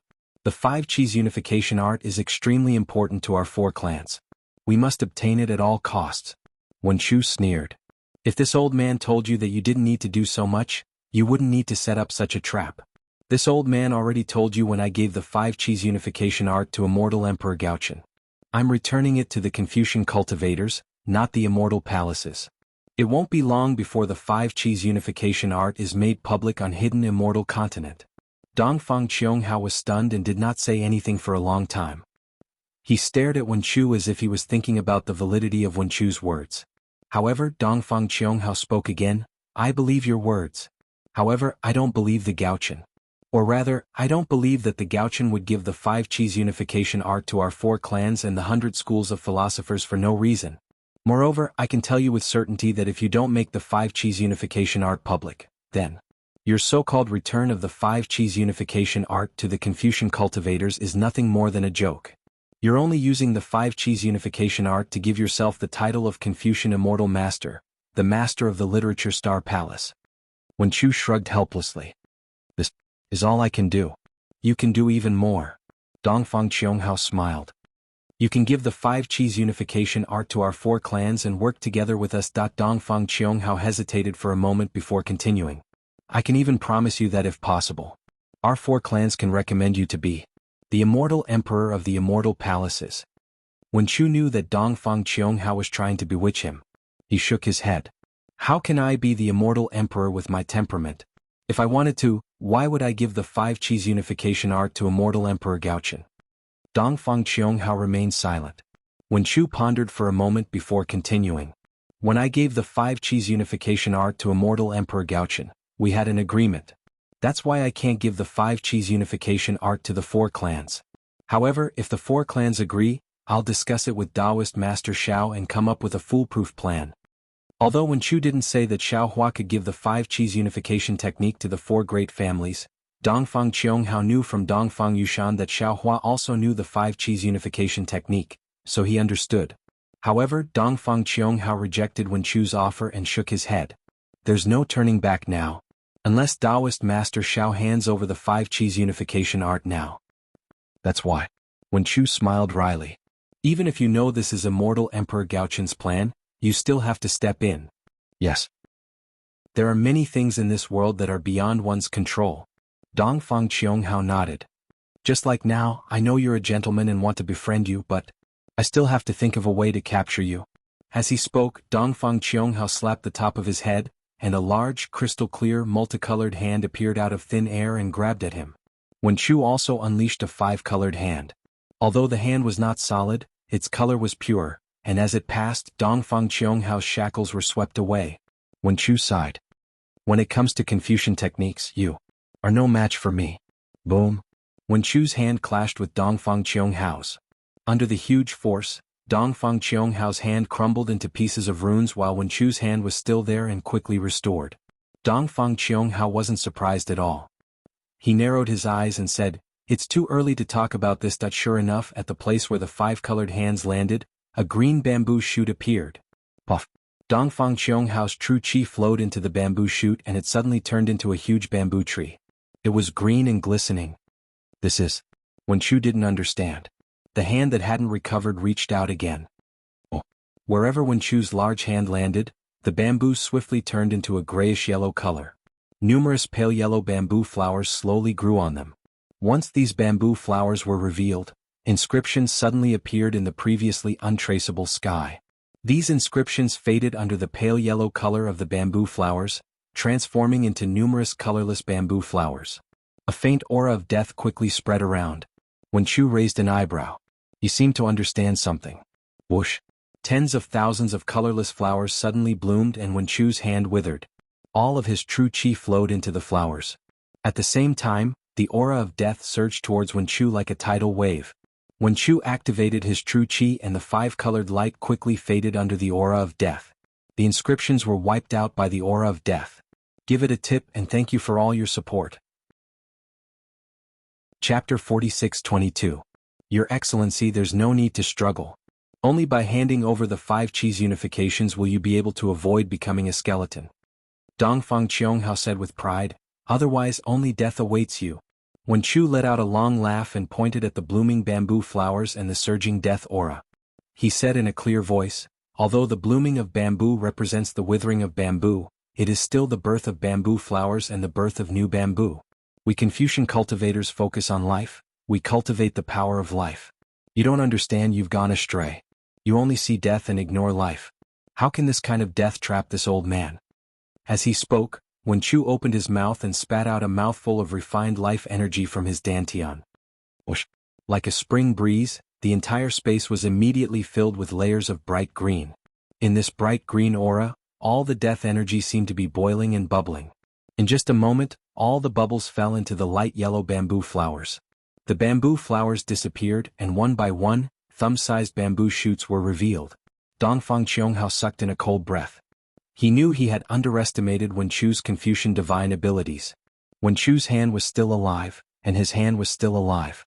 His hand touched the bamboo shoots and withered flowers. Dongfang Qianghao knew he had underestimated Wen Chu's divine ability. Sigh.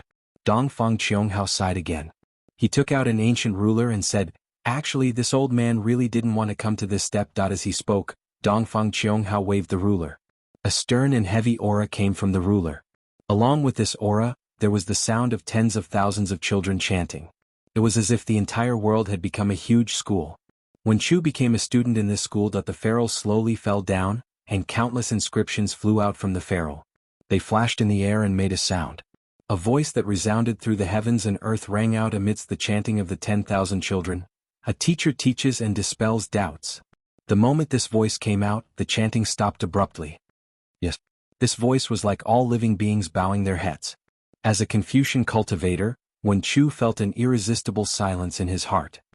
He was about to bow his head before this respectful teacher. The ruler fell down like a mountain and was about to land on Wen Chu's forehead. Boom! At this critical moment, Wen Chu's head spat out 5-colored chi. The heaven and earth pagoda flew out and blocked the ruler. The almost unparalleled power landed on the heaven and earth pagoda. The heaven and earth pagoda roared and a surge of heaven and earth Tao rushed out. Not only did it block the heaven and earth Tao, but the heaven and earth Tao also counterattacked Dongfang Qianghao's subbody. Dongfang Qianghao's subbody was destroyed. Heaven and earth pagoda? How do you have such a wondrous item? Dongfang Qianghao's face was pale as he looked at the heaven and earth pagoda above Wen Chu's head in disbelief. Wen Chu sneered, don't you also have the saint ruler? Unfortunately, you used the heaven and earth Tao against my Confucian cultivator. I'm afraid you won't be able to ascend in this life. Dongfang Qianghao snorted and said, even if this old man's body is destroyed, I won't let you join the North Star. Roar. Dongfang Qianghao roared and the sound waves spread in all directions. Dongfang Qianghao raised his hand and the sound waves landed between his eyebrows. Shwa. A clear light appeared between Dongfang Qianghao's eyebrows. Words flew out and formed lines of poems in the air. The lines of poems condensed into articles, and the articles condensed into scrolls. When the scrolls opened, a soft voice sounded. Although the voice was soft, it was deafening to Wen Chu's ears. Wen Chu was confused at first, but when the voice recited a few lines, Wen Chu's forehead shone with a clear light. Wen Chu suddenly realized what was going on. However, before Wen Chu could do anything, 4 distorted figures flashed in the sky. Shimen Jinzhong, Nangong Tianji, and Baiming Chiqing arrived at the same time. The 3 of them stood in the air and raised their hands to point at their own forehead. Similar clear light spurted out and shrouded the surrounding hundreds of miles. 4 layers of clear light fell, and another strange phenomenon appeared. In the sky within hundreds of miles, endless auspicious clouds and multicolored light appeared. Within the auspicious clouds and multicolored light, there seemed to be many illusory figures. Behind these illusory figures, there were all kinds of strange phenomena, such as dragons and phoenixes, abundant grains, picturesque territories and so on. Xiaohua the Thunderbolt Immortal, and the Celestial being naturally chased after them. However, this clear light was so mysterious that not only did it block the figures of Xiaohua and the others, even their divine senses couldn't penetrate it. Damn it. Xiaohua narrowed his eyes and cursed in a low voice. He raised his hand and patted the top of his head. A five-colored big hand was about to grab him. Boom. Just at this time, a huge vibration occurred in the sky. Like a huge wave, a fluctuation emerged from the clear light. Xiaohua's five-colored big hand was instantly shaken into powder. When the light became clear again, the hidden clouds had already disappeared, revealing the situation inside. At this time, inside the clear light, 4 voices recited the scrolls at the same time. The voices were different and the accents were different. However, where the voices fell, the scrolls began to gather, vibrate and transform. The mountain of books and the sea of literature swayed, and 4 similar but actually different Wenchu stars were born from the scrolls. These stars looked somewhat blurry and even somewhat broken, but the Wenchu aura inside the stars was very strong. Disciple respectfully invites the sage. The 4 family heads bowed at the same time. Another pillar of 5-colored true energy mixed with essence blood fell into the Wenchu star. Ka-ka-ka-ka. 4 clear shattering sounds came from the sky. As the 4 Wenchu stars shattered, 4 sages with only half of their bodies were revealed. The moment this saint appeared, tens of thousands of auspicious clouds covered the sky, and thousands of rays of light shone. The sound of the 100 heavy suns rang out, and 10 thunderbolts descended. In this saint's hand, there was another beautiful ink brush. Seeing this, Xiaohua, who was about to use his divine ability again, smiled. He crossed his arms and coldly stood there, quietly watching. When the 4 sages appeared, Dongfang Qianghao looked at Shimin Jianzhong. The 2 of them exchanged glances and their bodies moved. As the 2 of them moved, the 2 sages above their heads merged and formed a complete sage. Xiaohua, who was originally hugging the scrolls to watch the show, suddenly trembled and cried out, Lao Tzu? Because in the ancient books of Confucianism, it was very clear that Lao Tzu had taught Confucius and could be said to be Confucius' teacher. However, Lao Tzu's disciples and inheritance were not found in the 100 schools of thought. Even when Wenchu became a Wenchu star, Lao Tzu's figure was not found in the sages Wenchu. Lao Tzu could be said to be a sage who had disappeared. No one knew where Lao Tzu had gone. However, at this moment, Xiaohua actually saw Lao Tzu's sage statue in this place. Xiaohua really did not expect that the so-called 4 great families were actually Lao Tzu's descendants and inheritance. Xiaohua was surprised. The 2 sages above Nangong Tianji and Baiming Chuqing's heads were also working together. As Xiaohua expected, it was another Lao Tzu's sage statue. These 2 Lao Tzu's sage statues looked exactly the same, but their auras were different. Even the holy sounds coming from their mouths and the holy brushes in their hands were different. Alas! Seeing the 2 Lao Tzu's sage statues, Wenchu sighed and said, Sins committed by the heavens can be forgiven, but sins committed by oneself are the hardest to bear. Then Wenchu pointed at the spot between his eyebrows. Swoosh! The same strange phenomenon appeared, but the Wenchu star that rushed out of Wenchu's eyebrows was unusually clear, and even the fine lines on it were clear. Wenchu bowed and said, Disciple invites the sages to show themselves. Then, without Wenchu activating his blood essence, the sages who had experienced the sages Wenchu's sage statues in the ruins appeared again. These sages' sage statues were different. Some of them were human cultivators standing proudly with tall hats and broad belts, and some of them were human warriors standing alone in the wind with golden helmets and silver armors. In their hands, some of them were writing down historical records that had never been recorded, and some of them were writing down memories that had never been recorded in their weapons. No way, right? Dongfang Qianghao, Shimin Jianzhong, Nangong Tian, and Baiming Chuqing looked at each other in dismay. Their eyes were wide open and they cried out in shock. Their mouths were opened so wide that several goose eggs could be stuffed in. At this moment, the 2 Lao Tzu sage statues moved. 2 ink brushes pointed at the sages and they shouted in the air, The Tao that can be said, is not the Tao. Under the ink brushes the sages shouted in unison, The name that can be named, is not the name of the Hanggu Pass. As the sages chanted, the sages' brushes also pointed out. Where the inexplicable waves and light and shadow collided, the 2 Lao Tzu sage statues turned into fragments. The clear light that enveloped 1,000 miles of space wrapped these fragments and returned to the spots between the eyebrows of the 4 clan masters.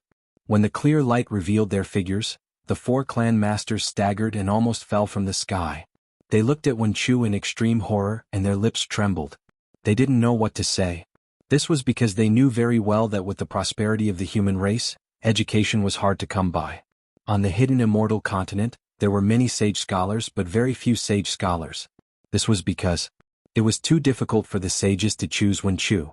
Even the powerful immortal palace and the 4 clan masters could only activate one sage, or even half a sage to point out the outline of Wen Chu.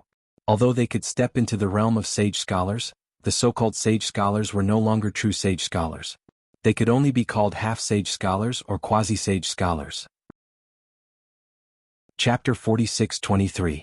The clan masters of the 4 clans were not lacking in their calculations.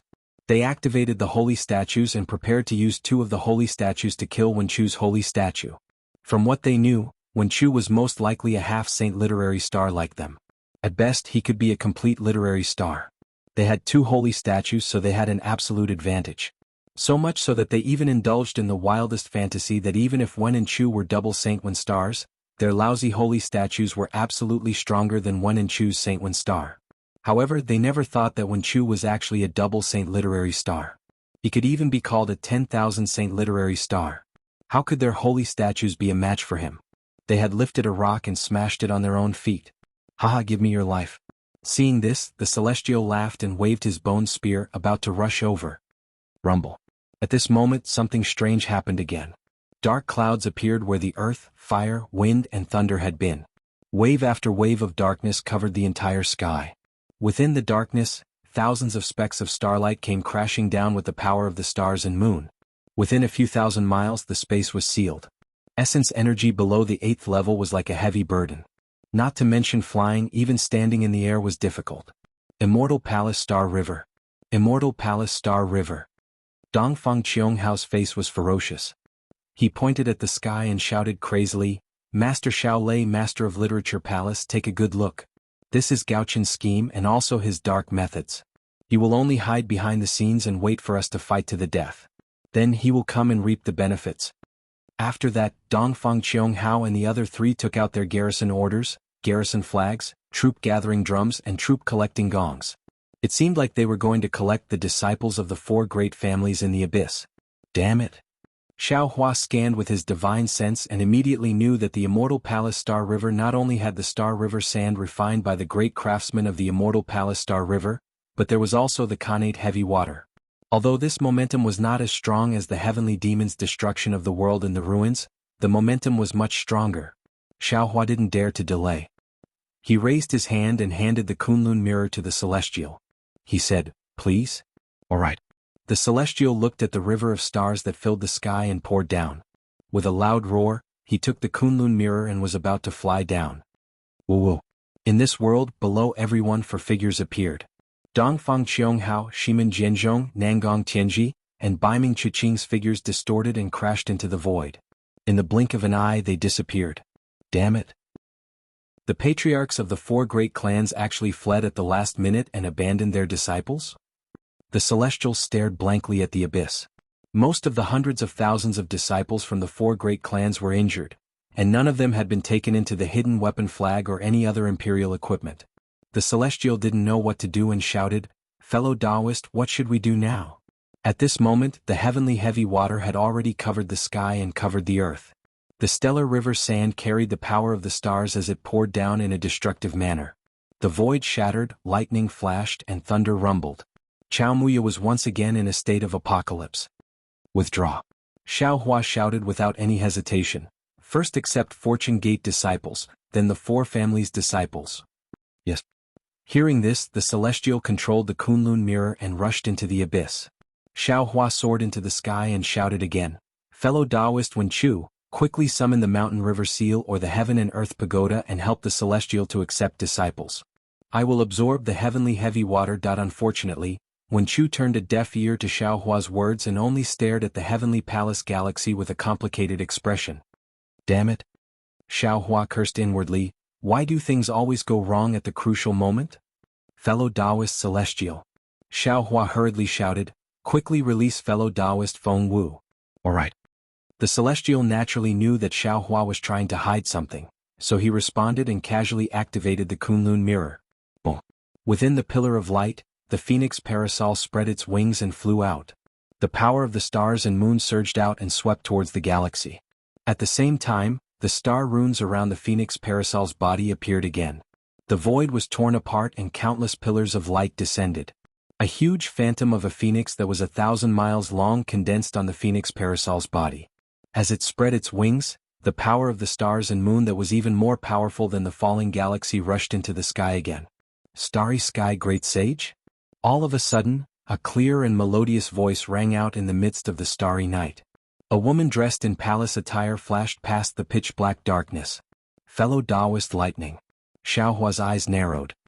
He swept his gaze across the galaxy and ordered, "Go and see who is causing trouble here." "Ah, don't worry." The lightning sage turned into lightning and rushed into the sky, shouting, "I love to destroy flowers." At this time, the innate heavy water had already fallen. Feng Wu used the power of the stars and moon to block the stellar river sand, but she couldn't stop the heavy water.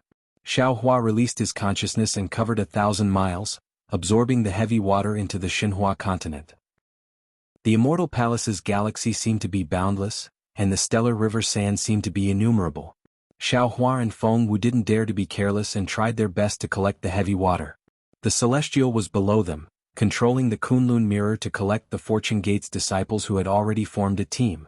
The hundreds of thousands of disciples couldn't fly freely under the Immortal Palace's galaxy. Seeing the falling galaxy, they had no way to survive. Therefore, when they heard that Xiaohua was willing to save them, they hurriedly formed a team and waited for the Celestial to collect them. Zilala. Rumble. Strange noises continued to ring out in the sky above Dawn and Dusk Cliff. Space was instantly corroded by the river of stars, and then shattered by the river sand. Fortunately, the heavy water was collected by Xiaohua, and the river sand was blocked by Feng Wu. The ground wasn't destroyed anymore. Everyone was busy, and only Wen Chu was still standing quietly in the air. Her gaze was fixed on the pitch-black darkness, as if there were endless stories hidden in the darkness.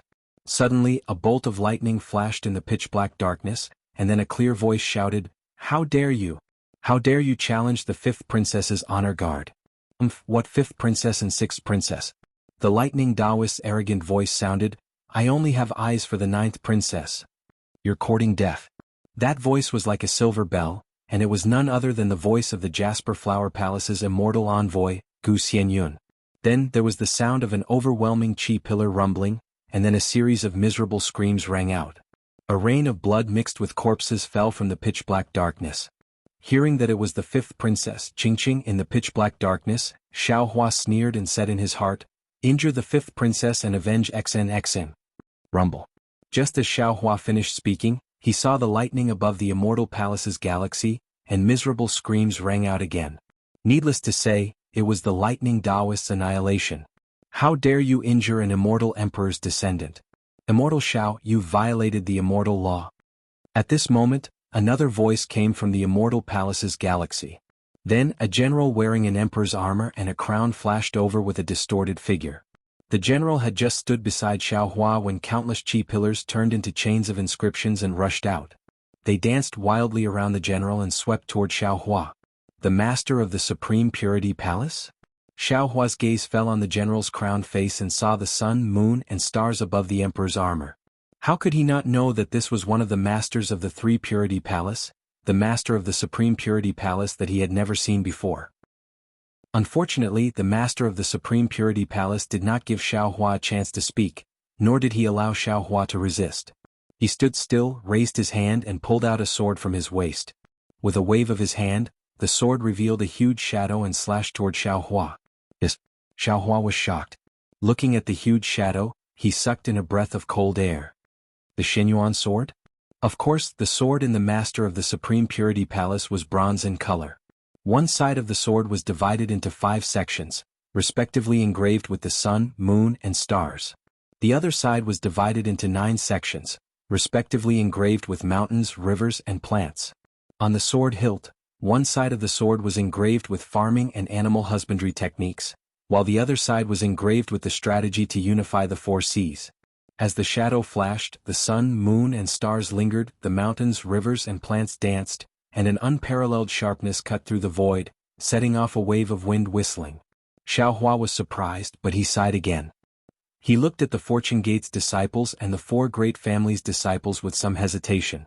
At this time he was concentrating on collecting the Khanate heavy water, so he couldn't divert his attention to fight the enemy. He couldn't even ask Taoist which to come out of the space. Because as soon as he withdrew his attention, the Khanate heavy water, which could destroy everything in the abyss below the dawn and dusk cliff, would definitely fall. At that time, not to mention the four great families' disciples, many of the Fortune Gate's disciples would die. Moreover, if the Khanate heavy water fell into the abyss, Xiaohua couldn't guarantee that the heaven punishment prison crystal that imprisoned Xian would be intact. Xian could also be injured. Fight. Xiaohua gritted his teeth, not daring to withdraw his attention. He anxiously shouted in his heart, "Celestial, quickly call Taoist Witch out." "So it's you?" At this time Wen Chu, who had been standing still, suddenly spoke. He stared straight at the master of the Supreme Purity Palace and said word by word, "If you were so resolute and daring tens of thousands of years ago, how would you have let her die?" While speaking, Wen Chu suddenly opened his mouth. 9 sword intents flew out. The moment the sword intents touched the ground, they turned into 9 flying swords. They whimpered as they flew towards the Xianyuan sword's shadow in the shape of 9 stars. Wherever the sword light passed, cold light flashed like falling tears. The sound of swords rang out, and the whimpering sound was like mournful sobs. What was extremely strange was that when the 9 stars reached the Xianyuan sword's shadow, they turned into a flexible sword. As this flexible sword danced, it gave birth to a peerless sword's splendor. The figure of a fairy flickered within the sword's splendor, and a kind of sword intent that was as rich as the grace of a beauty and as chaotic as the sorrow of a beauty turned into flowing water and crashed into the shadow without hesitation. Chapter 46-24. Pear Blossom. Pear Blossom. Pear Blossom. All of a sudden the master of Shangqing Palace shouted. His body, which was brimming with true qi, trembled violently. The shadow of the Xianyuan sword, which was chopping down with all his strength, unexpectedly stopped in mid-air. The shadow of the Xianyuan sword only stopped for a moment, but the sun, moon, stars, mountains, rivers and vegetation all turned into fragments. The Xianyuan sword in the master of Shangqing Palace's hand flashed with a bronze sword light. This sword light was the result of him forcibly withdrawing his true qi. The sword light was like water, falling back into the body of the master of Shangqing Palace. Boom. A loud sound burst from the surface of the master of Shangqing Palace's body. The crown of the master of Shangqing Palace's crown flew away, revealing the true appearance of the master of Shangqing Palace. Li Xiaobai? Xiaohua looked at the appearance of the master of Shangqing Palace and was stunned on the spot. Wasn't this the appearance of Li Xiaobai's corpse that Xiaohua saw in the sword cave in the Emozhao Black Forest? Damn it, what the hell is going on? Xiaohua groaned, his mind confused.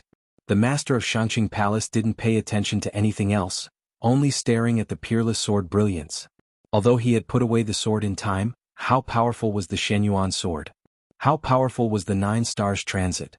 When the two collided, it was only a moment, but the figure of the beautiful fairy, the unending and chaotic emotions, had already dimmed. Pear Blossom. The master of Shangqing Palace muttered weakly, as if he couldn't even pick up the Xianyuan sword. You. She has already fallen. Wen Chu said faintly from the side, in these 9 sword pills only some of her grief was left.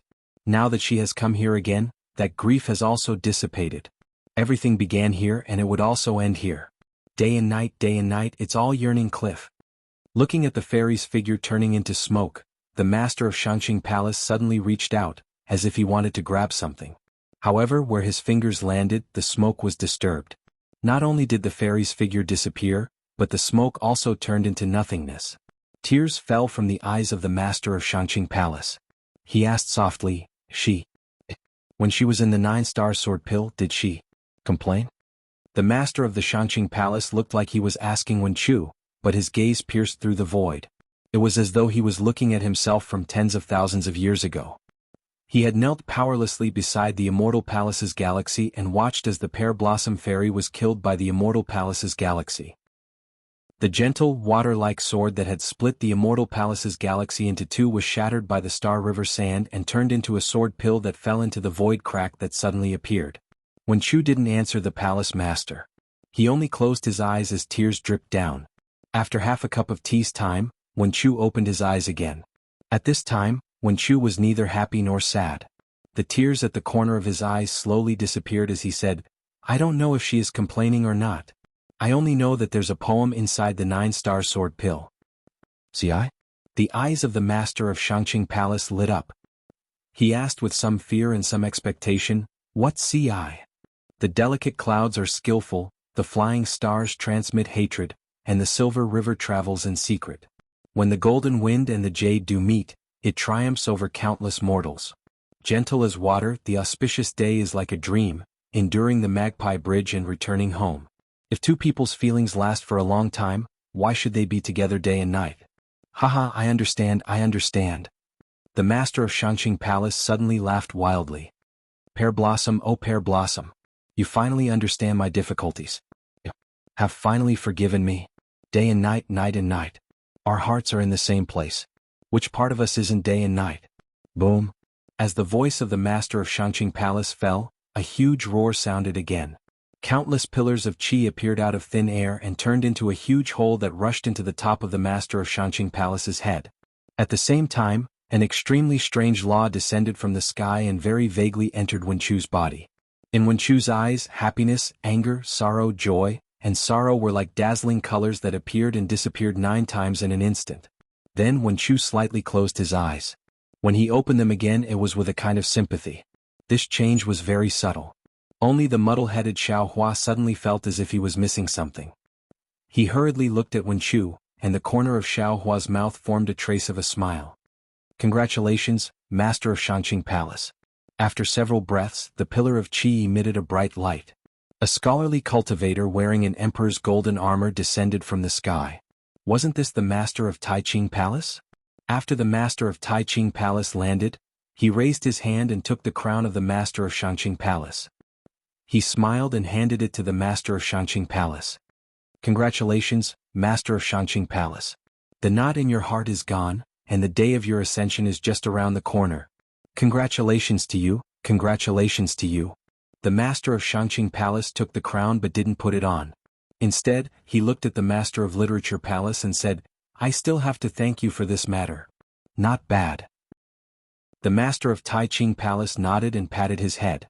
The brilliance of the crown also disappeared, revealing his true appearance. Immortal Bright Sword? Although Xiaohua had already expected this, when he saw that the Master of Taiqing Palace really was Immortal Bright Sword, Xiaohua couldn't help but groan.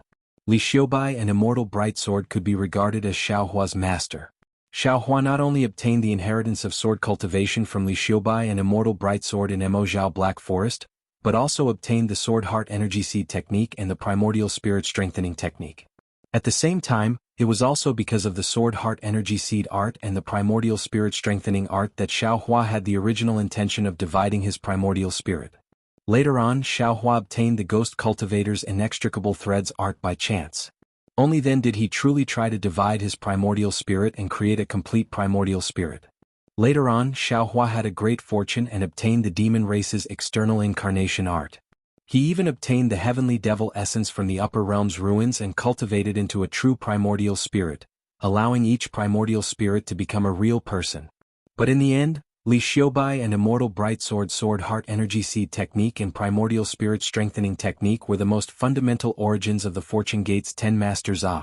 Looking at the familiar faces of the Masters of Taiqing Palace and Shangqing Palace, Xiaohua's doubts in the past finally settled. In the past, when Xiaohua obtained these two seemingly heaven-defying techniques, he was really puzzled. After all, these techniques couldn't be comprehended unless one was an almighty expert. Li Xiubai and Immortal Bright Sword were merely nascent soul cultivators, so how could they have created such powerful techniques? What was special was that on the Dawn Rain continent, there were no other sects that cultivated these mysterious techniques. Even Immortal Bright Sword's Changbai sect and Li Xiubai's Flame Bamboo Sword sect didn't know about them. Only Xiaohua obtained their inheritance. This was obviously illogical. At that time, Xiaohua thought that the cultivators who cultivated these two secret techniques had died due to qi deviation. Only now did he understand that Li Xiubai and Immortal Bright Sword weren't cultivators of the Dawn Rain continent. Their techniques might not have been passed down to their two sections. Only the Immortal Palace's Dual Purity Palace Master could have created such a miraculous primordial spirit splitting technique, right? Of course, thinking of this, Xiaohua had another realization. The Sword Heart Energy Seed Technique and the Primordial Spirit Strengthening Technique might not have been created by Li Xiubai and Immortal Brightsword. Perhaps they were techniques that originally existed on the hidden Immortal Continent, or even the 3 continents. Xiaohua's mind was full of thoughts. In just a moment he immediately woke up and hurriedly told his experience to Wenchu through his mind. At this time the Tai Ching Palace Master looked at Wenchu with a smile and said meaningfully, "Previously this old man was very surprised. Whether it was from the Immortal Palace's records or our inference, we couldn't find your origin. If you said that you came from the outside world, your techniques are exactly the same as our Confucian cultivators. Only now did this old man know that you came from that place." Wenchu nodded and bowed to the Tai Ching Palace Master and the Tai Ching Palace Master. This disciple was lucky enough to obtain the legacy of the 2 seniors in the Imo Zhao Black Forest. All these years I have always been grateful for the 2 seniors' gifts. Today, seeing you, please accept this disciple's master's salute. At this time, Wenchu's strength had already surpassed the Tai Ching Palace Master and the Tai Ching Palace Master. The Tai Ching Palace Master's previous words were just to get closer to them. They didn't expect Wenchu to actually salute them as master and disciple. This was a salute from the Wenchu Palace Master. It was also a salute from a Confucian cultivator. The 2 were already frightened and wanted to quickly raise their hands to support Wenchu. Unfortunately, under Wenchu's insistence, how could the Tai Ching Palace Master resist? The 2 were surprised but also somewhat helpless and happy. They were surprised because Wenchu's strength was really powerful. They immediately felt that Wenchu's true qi was like an ocean, surging and endless. The 2 were helpless because with this salute, Wenchu's previous master and disciple relationship had actually ended. Wenchu didn't have any special karma with them anymore. The 2 were happy because although Wenchu's master and disciple relationship had ended, Wenchu's salute itself showed that he respected his master. This kind of affection couldn't be replaced by simple calculations. The ancients said that if 3 people walk together, there will always be a teacher. The Tai Ching Palace Master smiled and said, "The Wenchu Palace Master is too rigid. Before we might have been your master. Now the one who has achieved is the master. You are the master of us Confucian cultivators. We also want to salute you." With that, the 2 also pretended to salute. Wenchu smiled and said, "You salute me, I salute you. When will it end?" Tai Ching Palace Master, there are 2 other immortal friends who are resisting the Celestial Palace's Milky Way. The Tai Ching Palace Master didn't answer. Instead, he looked at the Tai Ching Palace Master and asked with a smile, "What do you think?" "I have a knot in my heart. Setting up this Milky Way formation can be considered as fulfilling my promise to the Celestial Palace. As for whether the Milky Way formation can kill people, it's not something I can control." The Tai Ching Palace Master laughed and said, "Of course I can't accept the Milky Way formation. I'm afraid I'll have to trouble the Wenchu Palace Master to do it personally." Chapter 46-25. Good. Please wait here for a moment. Wenchu nodded and replied. His figure turned into a shadow and rushed into the sky. At this time the pitch-black area was filled with torrential innate heavy water and refined stars like river sand. Xiaohua stood steadily in midair. The entire galaxy seemed to be returning to its origin as it fell into his hands. And in Xiaohua's hand, he had taken out a jade bottle at an unknown time as a cover.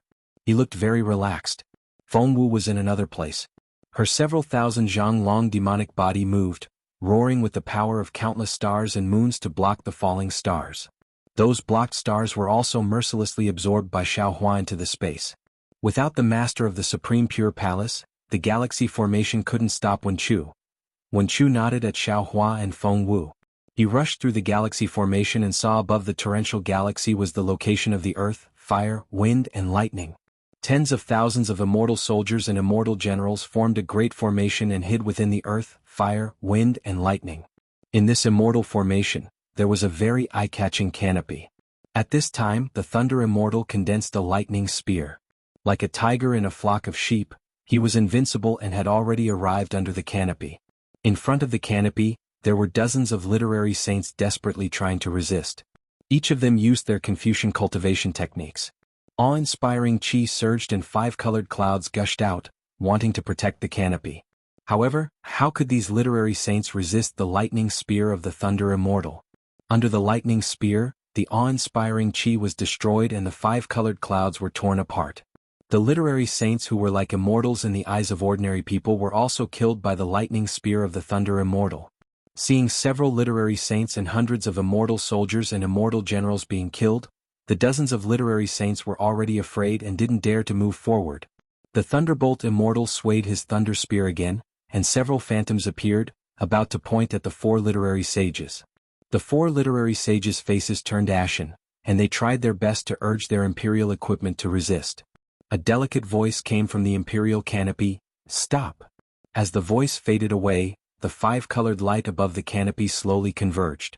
The inscription chains that looked like dragons slithering around the light turned into armor and fell into the canopy. A woman in a palace dress appeared from the light.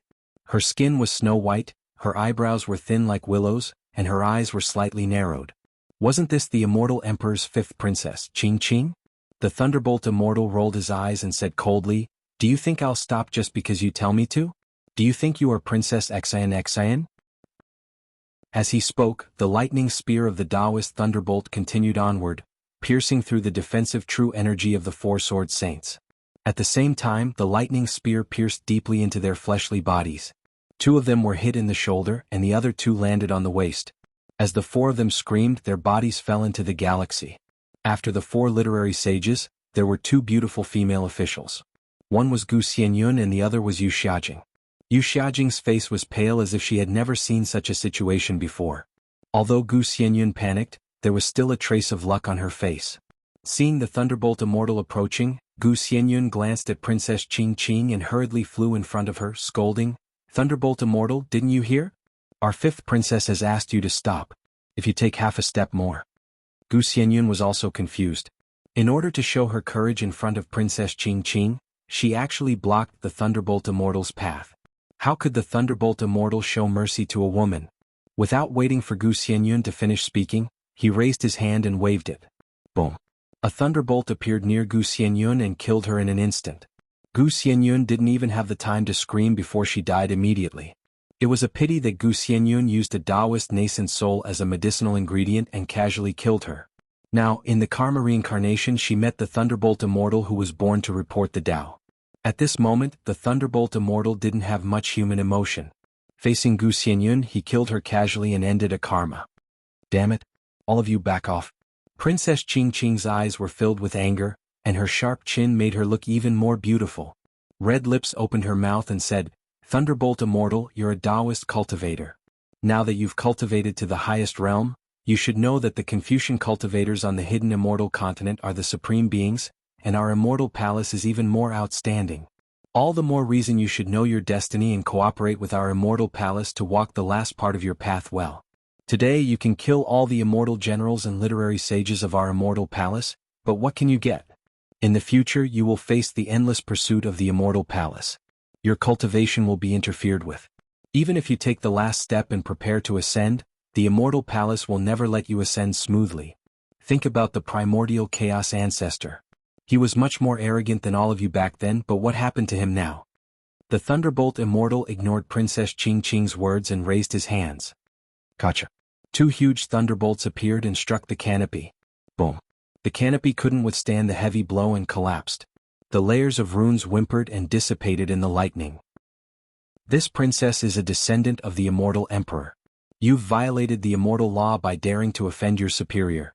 Princess Qing was a bit scared, but she still held on. However, her tone was already very weak. Princess Qing naturally had her own plans. She only spoke without circulating any true qi, nor did she use any imperial artifacts to defend herself. She believed that as a grand ascension stage cultivator of the Tao sect, the Thunderclap Taoist was also a man, so he most likely wouldn't bully a weak and beautiful woman like her. The Thunderclap Taoist had most likely forced his way in to coerce her. Unfortunately, Princess Qing didn't know that Thunderbolt Immortal wasn't much of a person, let alone a man. Thunderbolt Immortal rushed forward and saw the canopy dissipating, revealing Princess Qing's figure. Thunderbolt Immortal's arm immediately turned into lightning as he punched at Princess Qing.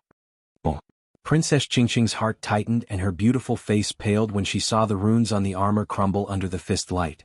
Before the fist hit Princess Qing's body, the Thunderbolt Immortal suddenly remembered that Xiaohua only wanted him to injure Princess Qing, not kill her. Therefore he spread out his hand and solidly slapped Princess Qingqing's proud protrusion. Princess Qingqing's expression greatly changed. Pfff. She spat out a mouthful of blood and her pale face was filled with extreme shame and anger. Princess Qingqing didn't know what she wanted to say. The place that no man had ever touched was snatched away by a 9th-level elemental energy expert. A feeling that she had never felt before was easily born in this sharp and domineering woman's heart. However, Princess Qingqing didn't have time to deal with this strange feeling. She hurriedly circulated her true qi to heal her injuries while preparing to escape. Fortunately, the Thunderbolt Immortal didn't attack again. Instead, he hovered in the air and stared at Princess Qingqing with sharp eyes, the Galaxy Formation's disk. The Thunderbolt Immortal was famous for his thunderbolt. His gaze was truly powerful, piercing into Princess Qingqing's heart. In her life, when had anyone given Princess Qingqing such a shock? Who dared to look Princess Qingqing in the eye so brazenly? Who dared to speak to Princess Qingqing in such an unrestrained manner? Princess Qingqing couldn't help but raise her hand to her chest. Of course, she only raised her hand and immediately put it down. She shrieked, "You killed me with one palm." Unfortunately, before she could finish, the Thunderbolt Immortal reached his hand into her chest and took out an oval-shaped pendant. Princess Qingqing sucked in a breath of cold air. She felt as if lightning had struck her and her entire body was paralyzed. However, what Princess Qingqing couldn't accept was that after the Thunderbolt Immortal took the pendant, he turned around and his gaze didn't linger on her body at all. He turned into a bolt of lightning and flew away. The literary saints around the canopy all sucked in a breath of cold air that was even greater than Princess Qingqing's. Moreover, this cold air was enough to freeze them to death. Who in the Immortal Palace didn't know Princess Qingqing's methods? How could they survive after seeing Princess Qingqing being humiliated? However, what happened next made them go wild with joy. Princess Qingqing sat on the clouds and watched the Thunderbolt Immortal's figure turn into lightning. She was silent for a long time. After a while, she gritted her teeth and stood up, shouting, "Let's go! Today's matter. Whoever dares to say a word will be killed without mercy."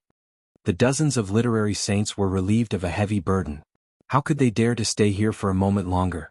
They either urged their bodies to give orders or stayed far away and let the female officials come over to serve them.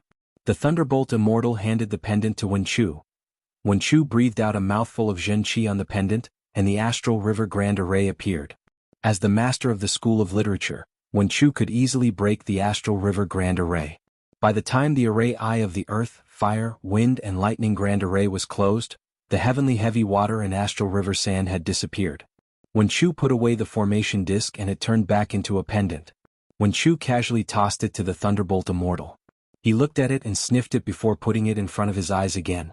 However, when the Thunderbolt Immortal raised his head and looked at the spatial rift where the earth, fire, wind and lightning resided, he saw Princess Qingqing's bashful gaze and hateful expression as she gnashed her teeth in hatred. "Hee, you still want what's in I's hands back?" The Thunderbolt Immortal waved his hand proudly and actually drew a thunderbolt heart shape in the air. He laughed inwardly. "Even if it's your heart, I won't give it back to you. Give it a tip and thank you for all your support."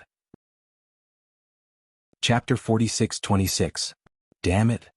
Seeing the Thunderbolt Immortal's blatant flirting, Princess Qingqing was really angry and anxious. She stomped her feet and wanted to throw a tantrum, but the Sage of Literature and the female officials had long disappeared from her side. No one dared to approach her when she was about to retreat. With the Milky Way Grand Formation broken, the 1,000-li space imprisonment force disappeared. The remaining several 100,000 disciples of the four families could move again. However, they still stood in the air, maintaining their formation as they looked at the celestial being.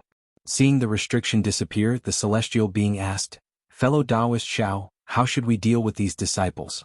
Should we kill them all? Or should we just let them surrender?" Xiao Hua pondered for a moment, then smiled and asked Wenchu, who was descending from the sky, "The Milky Way Grand Formation was broken by fellow Taoist, so let's leave this matter to fellow Taoist." Looking at Xiao Hua's smile, Wenchu pondered for a moment, then said with a flick of his sleeve, "These disciples are Confucian cultivators, born from the same roots as this old man, and they are also this old man's disciples. Naturally, this old man cannot kill them. If they were captured, they might not be sincere about surrendering. Especially since Immortal Emperor Go-Chen has set up an ambush here, wanting us to perish together with the four families, why should we let him succeed? If we let these disciples go, the four families' strength will be preserved, and it can also be considered as a restraint to the immortal palace, preventing them from burning the bridge after crossing the river. Deal. Xiaohua smiled. I fully agree with fellow Taoist decision.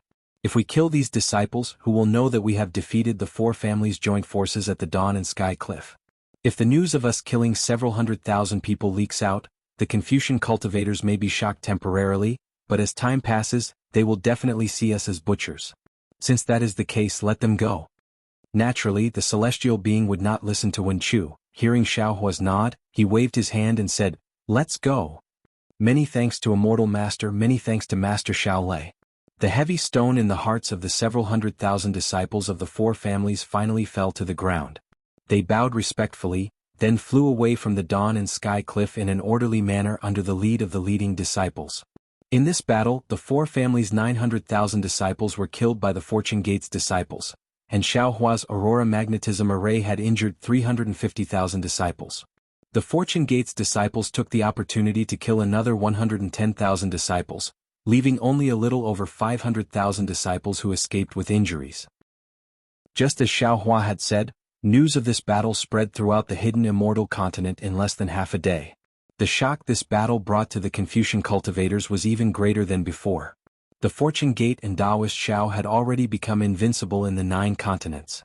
The masters of the 2 pure palaces watched as Wen Chu released the 500,000 aristocratic clan disciples. Their eyes held some regret, but at the same time there was some joy. They glanced at each other, flew into the clouds and saluted Feng Wu. "We greet the starry sky great sage." Feng Wu didn't slack off either. He transformed into his human form and returned the greeting with cupped fists. "Greetings, Lord of Supreme Purity Palace. Greetings, Lord of Supreme Purity Palace." The Tai Ching Palace Master respectfully said, "The starry sky great sage has come from afar to the hidden immortal continent. We did not know and failed to welcome you. Please forgive us, forgive us." "It's fine." Feng Wu waved his hand and said, "This saint only came to the soaring Dragon Mountain range to visit an old friend. Being able to come here is just a coincidence. You don't need to mind." Speaking up to hear, Feng Wu smiled and cupped his fists at Xiaohua.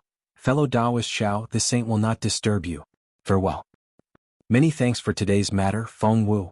Xiaohua cupped his fists and said with a smile, "When I have time in the future, this Xiao will personally go to the Great Sage Hall to express his gratitude." "Well said, well said." Feng Wu revealed his demon form and prepared to flap his wings. This saint and Ping Sage will be waiting for Master Zhao's arrival. Feng Wu. Seeing Feng Wu and Xiaohua being so close and that Feng Wu was about to leave, the Tai Ching Palace Master hurriedly said, "The sutra seeking extreme bliss is about to end. The Immortal Palace and Thunder Temple have jointly invited Feng Wu and Ping Sage from the Great Sage Hall to attend the ceremony." Before the sutra seeking extreme bliss, Feng Wu did not enter the Great Sage Hall.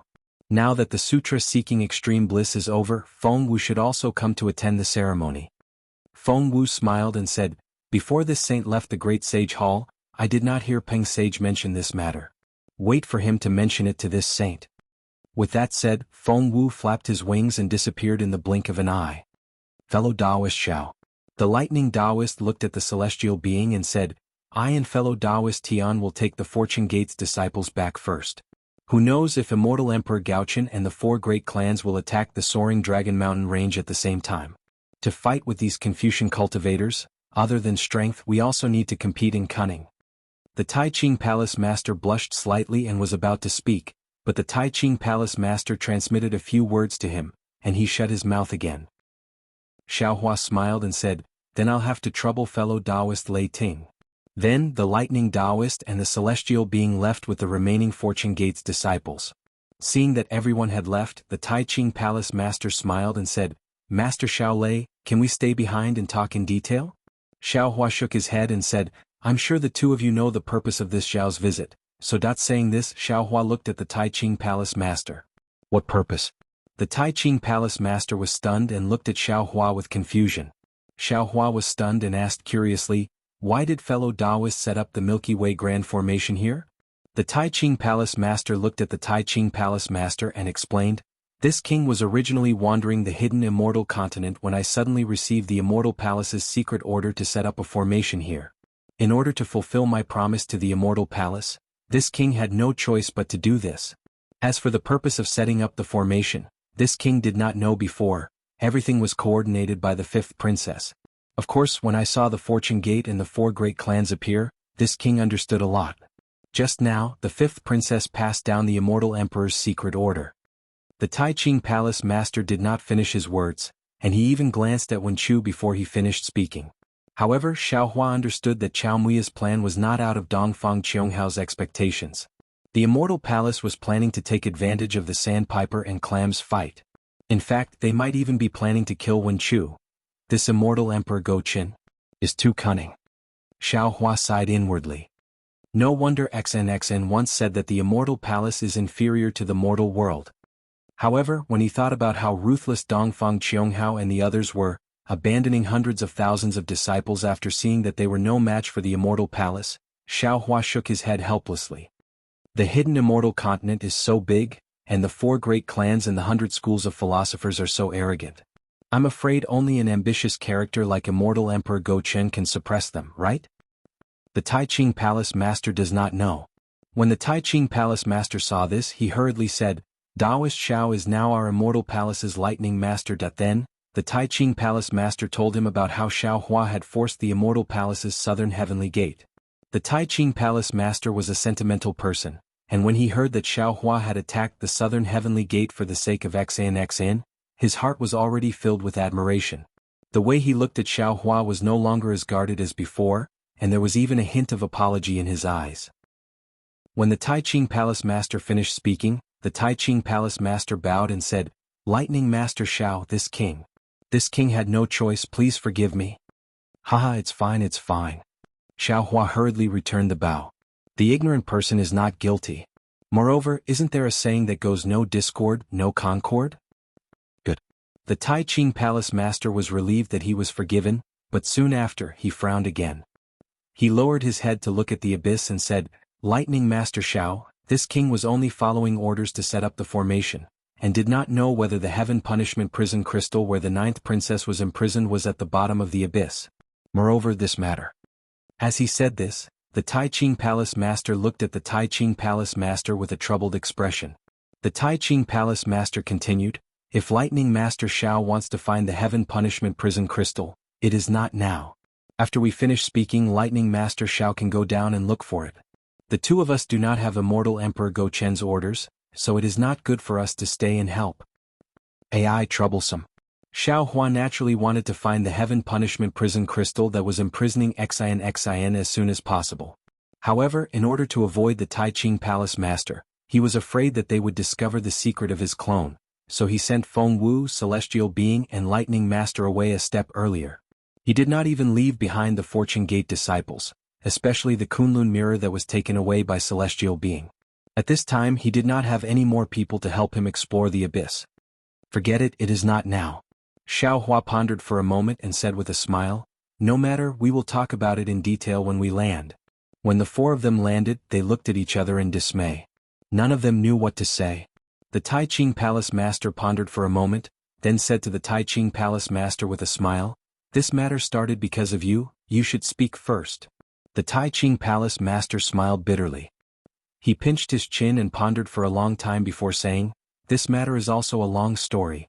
Other than the Tai Ching Palace Master, no one in the Immortal Palace knows about this secret, not even the Pure Jade Palace Master. However, since the Scholar Palace Master and Lightning Master Xiao are involved in this secret, then this king will casually speak. While speaking, the Tai Ching Palace Master waved his hand and laid down a defensive array. Xiao Hua nodded inwardly. The legend of the tender-like water sword was indeed different from the real situation. The real Pear Blossom Fairy was a woman who dared to love and hate. Moreover, she was not abandoned by the Tai Ching Palace Master. However, this Pear Blossom Fairy was too domineering. She insisted that the Tai Ching Palace Master at that time marry her and give her a status. Although the Tai Ching Palace Master loved her and was willing to marry her, he was in the Immortal Palace after all. He had his own responsibilities and difficulties. The Pear Blossom Fairy believed him at first and waited for hundreds of years. However, he did not come to propose marriage. Thus, the Pear Blossom Fairy held her sword and forced her way to the southern heavenly gate to ask for an explanation. The guards of the Heavenly King Palace at the southern Heavenly Gate naturally would not allow the Pear Blossom Fairy to enter the Immortal Palace, even if she had his token. However, it was also because of the token that the guards did not make things difficult for the Pear Blossom Fairy. Unfortunately, the Pear Blossom Fairy had a fiery temper. After waiting for several days and seeing the immortal generals rolling their eyes at her, how could she endure it? She actually forgot her original intention and clashed with the guards of the southern Heavenly Gate, wanting to barge into the southern Heavenly Gate. The Heavenly King Palace's immortal soldiers and immortal generals naturally did not dare to neglect their duties and fought with the Pear Blossom Fairy. The tender-like water sword was indeed powerful. Although it did not kill tens of thousands of immortal soldiers with a single sword strike, it still killed hundreds of immortal soldiers and injured several immortal generals. Chapter 46-27. As a result, the Heavenly King Palace was enraged, and so was the immortal Emperor of the Lingyun Palace. Li Hua Fairy could not even leave the southern Heavenly Gate, much less find the master of Shangqing Palace. Just as Li Hua Fairy was heavily injured by the generals, the master of Shangqing Palace flew out of the palace with Celestial Empress's decree, ordering the generals to stop. At that time, Li Hua Fairy's heart had already given up. When she saw the master of Shangqing Palace appear and injure the immortal generals in front of her, she attacked the master of Shangqing Palace with her sword of tenderness. The master of Shangqing Palace did not dare to block her and hurriedly fled, leading Li Hua Fairy away from the southern Heavenly Gate to Chaomuya. Of course, Chaomuya was not Chaomuya at that time and he was not like this. After Li Hua Fairy left, the Heavenly King Palace found out that Celestial Empress's decree was fake and immediately reported it to Celestial Empress. Celestial Empress was also furious and ordered the Heavenly King Palace to send troops to kill her. Although Shangqing Palace's master lured Li Hua Fairy away from the Immortal Palace, Li Hua Fairy was stubborn and did not listen to his explanation. At that time, Shangqing Palace's master was weak and was almost injured by the Sword of Tenderness, so the two could not escape far before they were blocked by the Heavenly King Palace's immortal soldiers in front of Chaomuya. At the right time, the setting sun was like blood, the heavenly river poured, and the Khanate heavy water fell, corroding the entire space. The Star River sand fell, destroying everything within tens of thousands of miles. A heavenly river separated Shangqing Palace's master and Li Hua Fairy. The separation of the heavenly river was only temporary, but the separation of their hearts was eternal. Even if Shangqing Palace's master wanted to die with Li Hua Fairy, he could not. Shangqing Palace's master had no choice but to kneel beside the heavenly river and beg the furious Celestial Empress to agree to what he was unwilling to do, including the promise to kill Xiaohua today. Fortunately, Shangqing Palace's master was begging Celestial Empress. Celestial Empress felt Li Hua Fairy's deep love, so she did not use the Star River formation to destroy Li Hua Fairy's soul. Instead, she let her enter reincarnation after killing her. As for the legendary tenderness like water sword, it was shattered by the stellar river sand in the Grand Galaxy formation, and it turned into fragments that fell into the spatial vortex created by the corrosion of the natural heavy water before disappearing. With the death of the Pear Blossom Fairy, the master of Supreme Purity Palace naturally wanted to search for tenderness like water's whereabouts. However, strangely enough, there were no fragments of the sword anywhere near Chaomuya, nor was there anywhere within 10,000 miles. Furthermore, the master of Shangqing Palace had been searching the vicinity of Chaomu Cliff for more than 10 years, but to no avail. The Shangqing Palace master was very confused because this tenderness like water sword was a token of love between him and Fairy Li Hua. Not only had Fairy Li Hua refined it, but he had also refined it with the Immortal Palace's secret technique. If it was within 10,000 kilometers of day and night cliff, even if he couldn't find the exact location, he should be able to sense the presence of this fragment. After the love affair with Li Hua Fairy, the master of Shangqing Palace was very dispirited. However, the responsibility of the sect forced him to cultivate diligently. At that time, the current master of the Supreme Purity Palace was one of his few good friends. The two of them often comprehended cultivation techniques together and gained experience together. As a result, their cultivation became increasingly profound. Later on, by chance, the two of them obtained the Thunder Temple's secret reincarnation technique. At that time, the two of them were cultivating the Immortal Palace's doppelganger technique. Their aptitudes were naturally rare in the world. When they were reflecting on each other's insights, the two of them suddenly had a strange idea and attempted to add the secret reincarnation technique into their doppelganger technique. This attempt was naturally blind and they didn't place any hopes on it. However, after a few attempts they actually succeeded. Moreover, very coincidentally, Both of their doppelgangers were reincarnated on the Dawn Rain continent. One of them became Enlightened Bright Sword of the White Sect, and the other naturally became Li Xiubai of the Flame Bamboo Sword Sect. When Li Xiubai's cultivation was still shallow, nothing abnormal happened. However, when his cultivation entered the sword transformation realm, the primordial spirit of the master of Shangqing Palace awakened, and Li Xiubai knew of his origins.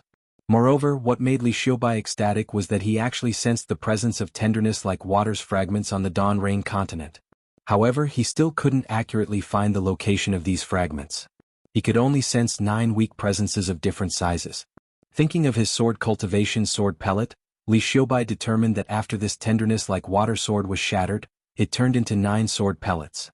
Therefore, according to his understanding of these perceptions, he nurtured 9 similar sword pellets. He prepared to use these 9 sword pellets as an opportunity to find the real tenderness like water sword after he became famous on the Dawn Rain continent. The primordial spirit of the master of Shangqing Palace awakened, and the doppelganger of the master of Taiqing Palace who turned into Enlightened Bright Sword naturally also awakened. Since the doppelganger reincarnated as a Dao cultivator, Enlightened Bright Sword simply cultivated Dao techniques. It was different from what Xiaohua knew, and also different from the wills left behind by Enlightened Bright Sword and Li Xiubai. Enlightened Bright Sword looked for Li Xiubai. Not to challenge him but only to find him. Before reincarnating, the 2 original bodies had done something to the doppelganger to find him. However, the development of the matter exceeded their expectations. The difference between Dao and sword in the Dawn Rain continent seemed to be even more severe than the difference between Taoist and Confucian in the hidden immortal continent. A sword cultivator and a Dao cultivator were unlikely to become good friends, and also unlikely to help each other in cultivation. And it was even more impossible for Li Xiubai to find the whereabouts of the tenderness like water sword's fragments in the Dao cultivator 3 kingdoms. Li Xiubai also entrusted this matter to Enlightened Bright Sword, but Enlightened Sword didn't have Li Xiubai's perception, so he naturally didn't obtain anything. In the end, Li Xiubai could only use the banner of challenging Enlightened Sword to come to the Dao cultivator 3 kingdoms, preparing to find the tenderness like water sword. However, fate made fools of people. Before Li Xiubai could truly begin his exploration, a problem occurred with the doppelganger technique. Li Xiubai and Enlightened Sword faced a life and death trial. Thus, Li Xiubai and Enlightened Sword joined hands to deceive the sword cultivators and Dao cultivators of the Dawn Rain continent. They hid in the ink cloud black forest and used the sword intent of the tenderness like water sword's fragments as a token to set up a secret trap. The 2 of them died in the cave that Xiaohua had entered. Li Xiubai and Enlightened Sword naturally couldn't write down the real truth. They only wrote down a part of the truth and left behind the cultivation technique and comprehension that they could leave behind, waiting for the cultivator who obtained the tenderness like water sword's fragments to obtain these cultivation techniques. Of course, Li Xiubai also had a selfish motive for leaving behind this cultivation technique. He could rely on this cultivation technique to easily find this cultivator in the next reincarnation. After Li Xiubai and Enlightened Sword died, their primordial spirit doppelganger once again entered the cycle of reincarnation. Although the 2 primordial spirits successfully returned to the bodies of the masters of the Supreme Purity Palace and Tai Purity Palace, they weren't as complete as the reincarnations of the Buddhist sect. The information they received wasn't particularly clear. Later on, the masters of the 2 Purity Palace used their secret technique many times, but it was never as perfect as this. Even the realm they arrived at wasn't the Dawn Rain continent anymore. After explaining the cause of the matter in detail or in brief, the master of the Supreme Purity Palace stared at Wenchu and asked, "Let's not talk about the specifics first. Wenchu Palace Master, tell this king first, where is the fragment of the tenderness like water sword? Is it the country of Jianghu or the country of Xi?" Seeing the urgency of the master of the Supreme Purity Palace, Xiaohua finally woke up as if he had been enlightened. As it turned out, the 9 stars transverse sun sword pill he obtained from the Imperial Thunder sect were the 9 fragments of the number 1 imperial weapon of the hidden immortal continent. If nothing unexpected happened, after the Milky Way formation shattered the tenderness like water sword, a passage similar to the one Xiaohua encountered appeared in the sky above Jianghu cliff. The fragments entered the passage and turned into 9 sword pills that fell into the Dawn Rain continent. Then they were obtained by the disciples of the Imperial Thunder sect and sent to the treasury. Of course, when Xiaohua's primordial spirit was weak, his middle dantian was sealed. Xiaohua didn't separate his primordial spirit to cultivate true energy. Instead, he separated a strand of his primordial spirit and sent it into the Dream Slayer's sword pill. Later on, when the seal on Xiaohua's middle dantian was removed, He separated this strand of primordial spirit from the sword pill and sent it to his middle dantian to cultivate the true energy of a Confucian cultivator. The sword intent of the 9 sword pills was also sent to his middle dantian to be nurtured by the Buddhist fire. However, in the end, Wen Chu's primordial spirit still came from the 9 stars transverse sun sword pill, which meant that it came from the tenderness like water sword. The pear blossom fairy's consciousness also remained in Wen Chu's consciousness. This was also the reason why Wen Chu's abnormality occurred when he approached Jianghu cliff. Of course, Wen Chu was also a blessing in disguise.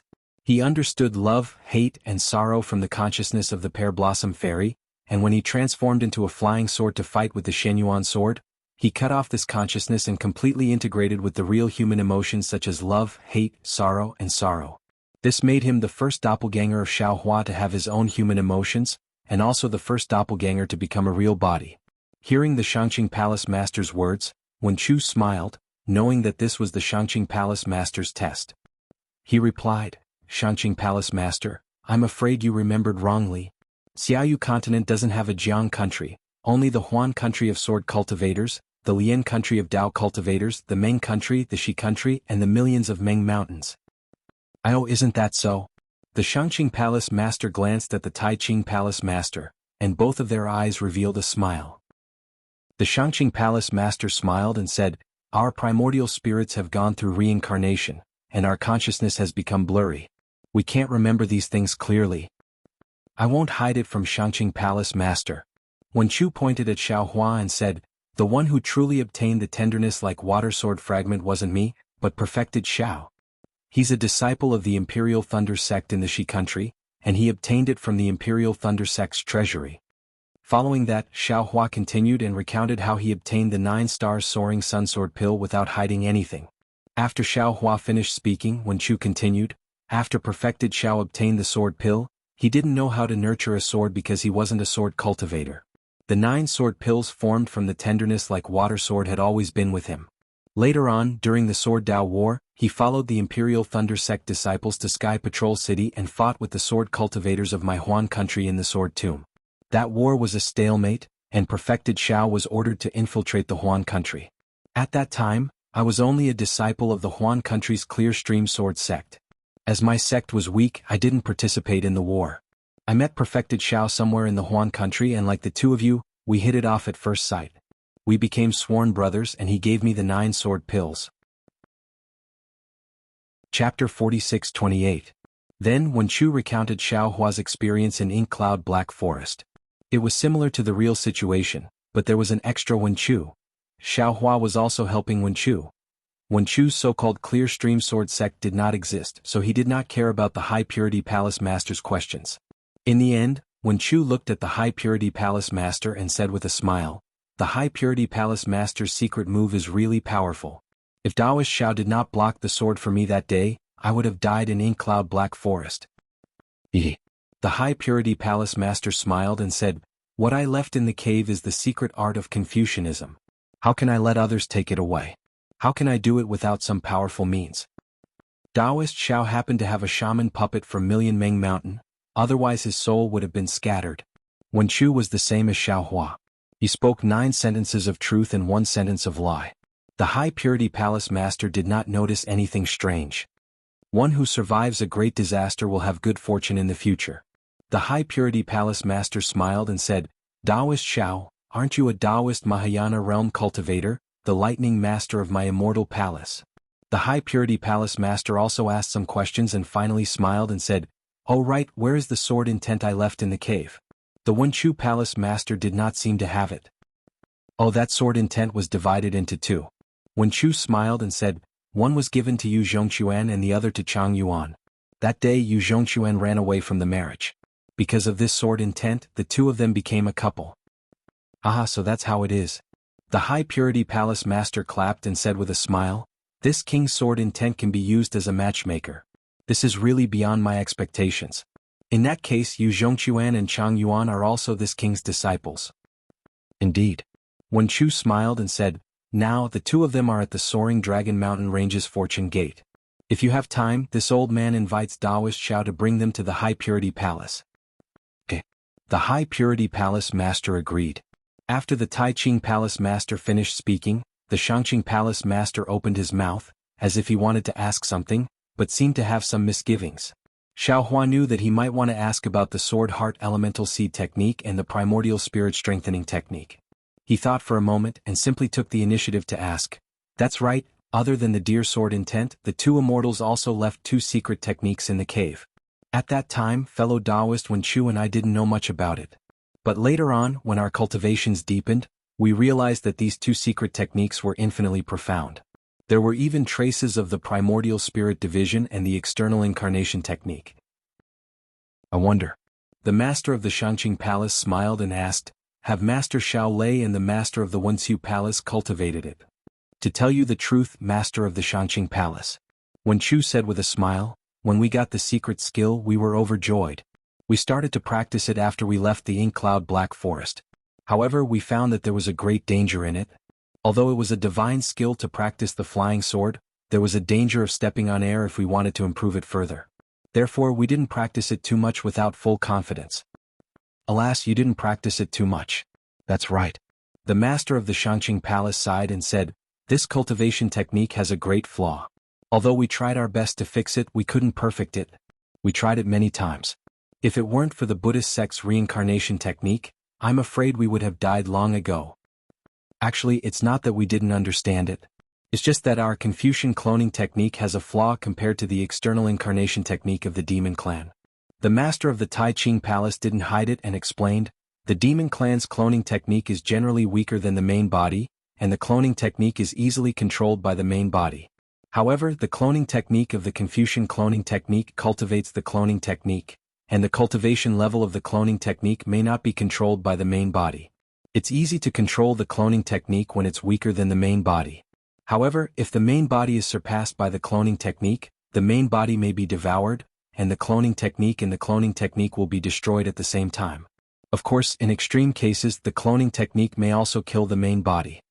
The master of the Shangqing Palace added, there were a few times when we encountered this kind of situation and had no choice but to kill the cloning technique.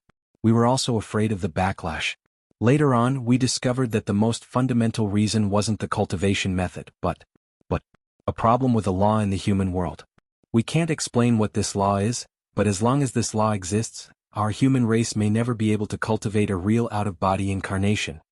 Xiaohua naturally knew that the law the master of the Shangqing Palace was talking about was the essence.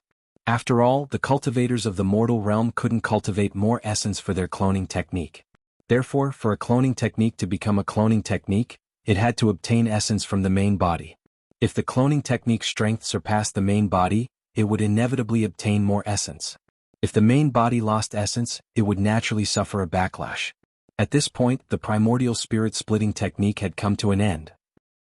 Xiaohua decided not to mention it again to avoid arousing the suspicion of the master of the Liangqing Palace. Afterward, the master of the Liangqing Palace casually asked about the Dawn Rain continent, and Xiaohua and Wen Chu calmly answered. However, to Xiaohua's surprise, the master of the Liangqing Palace didn't ask how Xiaohua came to the three continents. It seemed that they also knew that Xiaohua wouldn't tell them, or they had already lost interest in the Dawn Rain continent. Xiaohua originally wanted to take the opportunity to ask, but thinking about how much the master of the Shangqing Palace cared about the fragments of the Sword of Tenderness like water, after the cloning technique reincarnated, he would definitely try his best to find the location of the Dawn Rain continent. Now that he was already the master of the Shangqing Palace, if he still couldn't go to the Dawn Rain continent, it must be that he hadn't found the spatial vein to go to the Dawn Rain continent. It was also possible that, as Fairy Xingyu said, there was no spatial passage from the three continents to the Dawn Rain continent. Therefore, Xiaohua didn't want to ask any more. Seeing the change of dawn and dusk on the morning and evening cliff and the rolling clouds under the abyss, Xiaohua smiled and said, Master of the Shangqing Palace, Master of the Tai Ching Palace, since we have already revealed the secret, there's no need to hide too much from each other. In the future we will all be in the hidden immortal continent, and there will be plenty of time to talk about it in detail. I'm already a little anxious at this time. The masters of the Shangqing Palace naturally understood Xiaohua's meaning and stood up. Just as the master of the Tai Ching Palace was about to speak, the master of the Shangqing Palace said anxiously, Master Xiao Lei, this king still has one last thing to discuss with Master Immortal. Master Xiao Lei, please wait for a moment. Xiaohua's heart moved and he nodded slightly in reply. The master of the Shangqing Palace looked at Wen Chu and said in a low voice, Master Immortal, this king has a presumptuous request. I hope Master Immortal can consider it. Master of the Shangqing Palace, please speak. Wen Chu raised her eyebrows and said curiously, that. The master of the Shangqing Palace hesitated for a moment and said, Tenderness like water is the token of love between this king and Fairy Li Hua. If nothing unexpected happens, there must be information about Fairy Li Hua's reincarnation within it. This king's only regret in this life is that I can't obtain Fairy Li Hua's forgiveness, and my only hope is to obtain tenderness like water. Now, although the 9-star soaring sun sword pellet has already been refined by Master Immortal, if Master Immortal erases the projection of your soul, this king still has the confidence to refine these sword pellets into the true tenderness like water. The master of the Tai Ching Palace also said in a low voice at the side, This king is also clear about the master of the Shangqing Palace's thoughts. If possible, could Master Immortal return this tenderness like water to the master of the Shangqing Palace? Even if he has to pay some price, it's also possible. Wen Chu was a bit embarrassed and looked at Xiao Hua. Xiao Hua waved his hand and said, Fellow Immortal, although this 9-star soaring sun sword pellet was obtained by this Xiao has already given it to Fellow Immortal. Fellow Immortal, you can make your own decision. Speaking of the 9-star soaring sun sword pellet, Wen Chu really didn't want to return it to the master of the Shangqing Palace. After all, this sword pellet could be said to be Wen Chu's earliest shell. How could he bear to give it away? But thinking about Fairy Li Hua's miserable appearance just now, and thinking about how the master of the Shangqing Palace had taken risks time and time again, wasn't it all to find the tenderness like water sword? If he took this sword pellet, although it would be a souvenir, Fairy Li Hua would never be able to see the master of the Shangqing Palace ever again. Therefore, Wen Chu pondered for a moment, raised his head and looked at the master of the Shangqing Palace and asked, This old man can give you the tenderness like water sword. However, this is not called returning it. Of course this is not called returning it. The master of the Shangqing Palace was overjoyed and hurriedly answered, This king will exchange it with Master Immortal at all costs. Xinyuan sword. Wen Chu lightly spat out 3 words. You want the Xinyuan sword? The master of the Shangqing Palace and the master of the Tai Ching Palace were both stunned. Yes. Wen Chu nodded affirmatively. The master of the Shangqing Palace smiled bitterly and said, Master Immortal, you probably don't know what this Xinyuan sword means, right? That day, this king didn't dare to agree to Fairy Li Hua's request and didn't want to yield to the Immortal Palace because I didn't want to get this Xinyuan sword. Is there something fishy about it? Wen Chu asked curiously. The master of the Tai Ching Palace shook his head. This matter can't be discussed by us. If you want it, I'm sure the master of the Shangqing Palace will definitely be willing to give it to you. However, Master Immortal must think clearly. Wen Chu lowered his head and pondered. He didn't look at Xiao Hua. However, after a moment, he raised his head and said, This old man has decided. The master of the Shangqing Palace can exchange the Xinyuan sword for the tenderness like water sword. Good. The master of the Shangqing Palace didn't hesitate.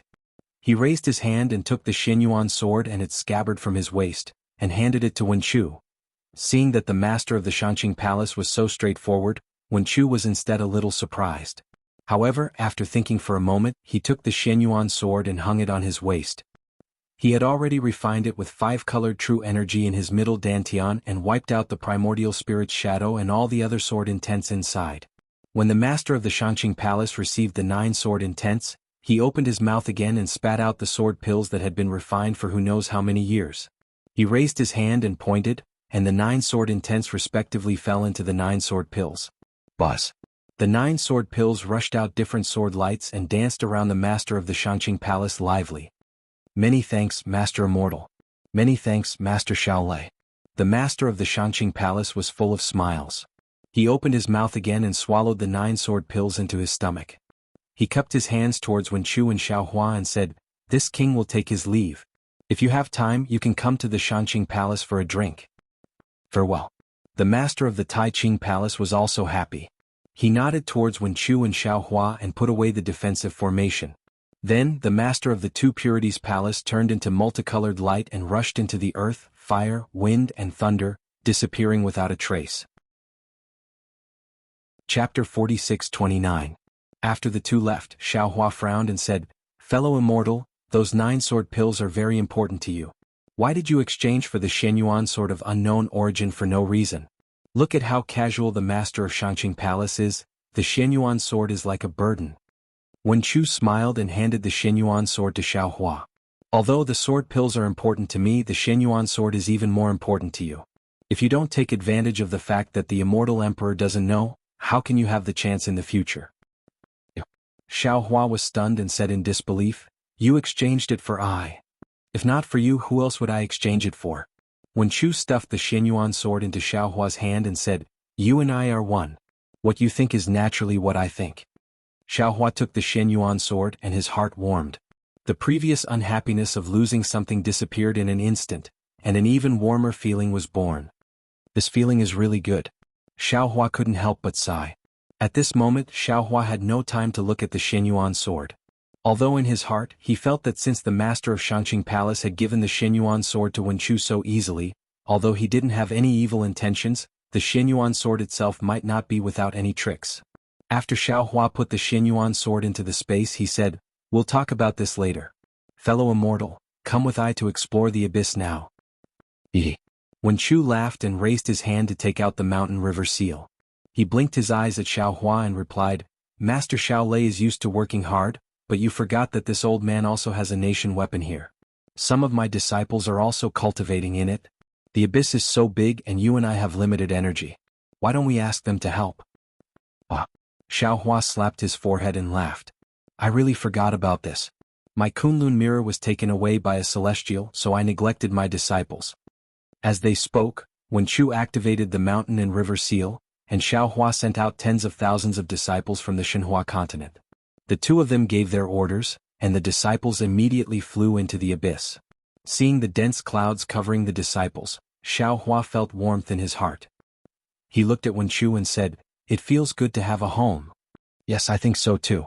Wen Chu's face was also filled with emotion, and he was about to rush into the abyss as well. At this moment, Xiaohua's heart was moved again and he said, fellow immortal, please go ahead. I've just gained some insights and I need to comprehend them for a moment. Wen Chu naturally knew what Xiaohua was thinking and said with a smile, since that's the case, I'll stand guard for you by the side. With so many disciples working hard, I can also rest for half a day. All right. Xiaohua said as he sat down cross-legged, releasing his consciousness to collect the souls from the previous battle. The battle did not last long, and the casualties among the Fortune Gate's disciples were very light. Xiaohua was not in a hurry to collect the souls. Later, when the Two Purities Palace's master appeared, Xiaohua did not dare to use his divine ability. Only now did he have the time to collect the souls. In less than half a day, Xiaohua had collected all the remnant souls from the array formation. Just as he was about to follow Wen Chu down to the abyss to search, 100 Fortune Gate disciples carefully flew out from the abyss with a heaven punishment prison crystal in their hands. So fast? Not to mention Wen Chu, even Xiaohua was dumbfounded. Wen Chu said that she wanted the Fortune Gate disciples to search for the heaven punishment prison crystal in the abyss, but in reality she wanted them to search for any abnormalities in the abyss. After all, the heaven punishment prison crystal was personally suppressed by immortal Emperor Go-Qin. How could these Fortune Gate disciples find it so easily? Even Xiaohua and Wen Chu were prepared to use their great divine abilities. Could it be? Xiaohua had an ominous premonition in his heart. Wen Chu hurriedly comforted, fellow immortal, don't worry. Although immortal Emperor Go-Qin is an immortal emperor who rules the immortal palace and intimidates the 100 schools of thought, he is still a father. Xian is also his biological daughter. Even a vicious tiger will not eat its own cubs. Might have left a little bit of his family here. Xiaohua sneered, looking at the disciples flying over happily, and replied indifferently, if that's the case, the East Sea Empress wouldn't have said that he has changed. He even hates his own wife, what else can't he give up? The relationship between husband and wife seems to be a little different from familial love, right? Wen Chu was a little emotional at the beginning, so she didn't dare to be arbitrary and said in a low voice. Xiaohua instantly thought of his home in the Guizhuang house and nodded, I hope immortal Emperor Go-Qin's last bit of familial love hasn't been extinguished.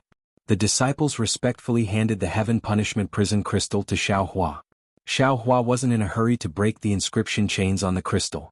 Instead he ordered, go and search again, see if there are any abnormalities. When Wen Chu heard this, she opened her mouth and wanted to say something, but she hesitated. After all the disciples left, Wen Chu said in a low voice. Generally, two heaven punishment prison crystals won't be placed together because the inscription chains between them will affect each other. I know. Xiao Hua nodded, looked at the heaven punishment prison crystal in his hand, and handed it to Wen Chu. Wen Chu threw the heaven punishment prison crystal into the air, and with a slap on the top of her head, a five-colored giant hand grabbed down from the air. Boom. Even the heaven's punishment prison crystal that was personally sealed by immortal Emperor Go Qin disintegrated in an instant under Wen Chu's Jin Qi. Seeing the chains collapsing and the inscriptions shattering, the sky was filled with layers of lightning and shadows. An immortal palace inspector swayed and flew out. His majestic voice was like thunder as he said, "How dare you? Who dares to touch my immortal palace's heaven's punishment prison crystal?" It's Xiao Hua. Xiao Hua didn't use any divine ability and only lightly replied. Although the voice was very soft, when the light shadow passed by, the light shadow instantly trembled. The arrogant aura from before immediately disappeared. A tall inspector with a clear face revealed himself awkwardly. He bowed and said, "Junior greets Master Xiao Lei and the Master of the Scholar Palace. Junior didn't know the two seniors were here, please forgive me." No matter. Xiao Hua understood these inspectors very well and said with a smile, "This is your duty, how can this old man blame you? This old man was ordered by the immortal emperor to break the seal, you only need to go back and report." Yes, Junior understands. Seeing that Xiao Hua even brought out immortal Emperor Go Qin, the inspector didn't dare to say anything more. He looked at the light somewhat pitifully, and still didn't dare to leave without permission. Xiao Hua was displeased but he still said, "Since that's the case, you can wait here for a moment. Many thanks for Master Xiao Lei's sympathy, many thanks for Master Xiao Lei's sympathy." The inspector was abnormally happy. Boom. At this moment, an aura of the immortal palace and the laws of heaven and earth soared into the sky from the light. Tens of thousands of heaven punishment prison crystal fragments also scattered in all directions. Xiao Hua was too lazy to care about these minor details, and his eyes unblinkingly stared at the light. Unfortunately, where the light dimmed, where the aura dissipated, there was an empty space. The new princess who was supposed to be imprisoned was actually not there. Damn Go Qin. You actually dared to play with me.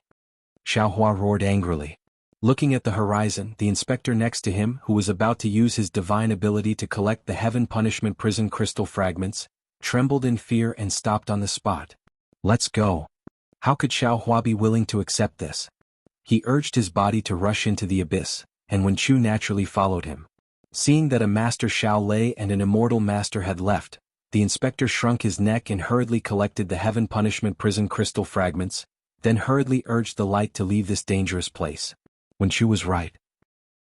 The abyss of the morning and evening cliff looked very dangerous, but there was nothing special below. Tens of thousands of disciples had already searched the area within 100,000 li, but they didn't find anything special.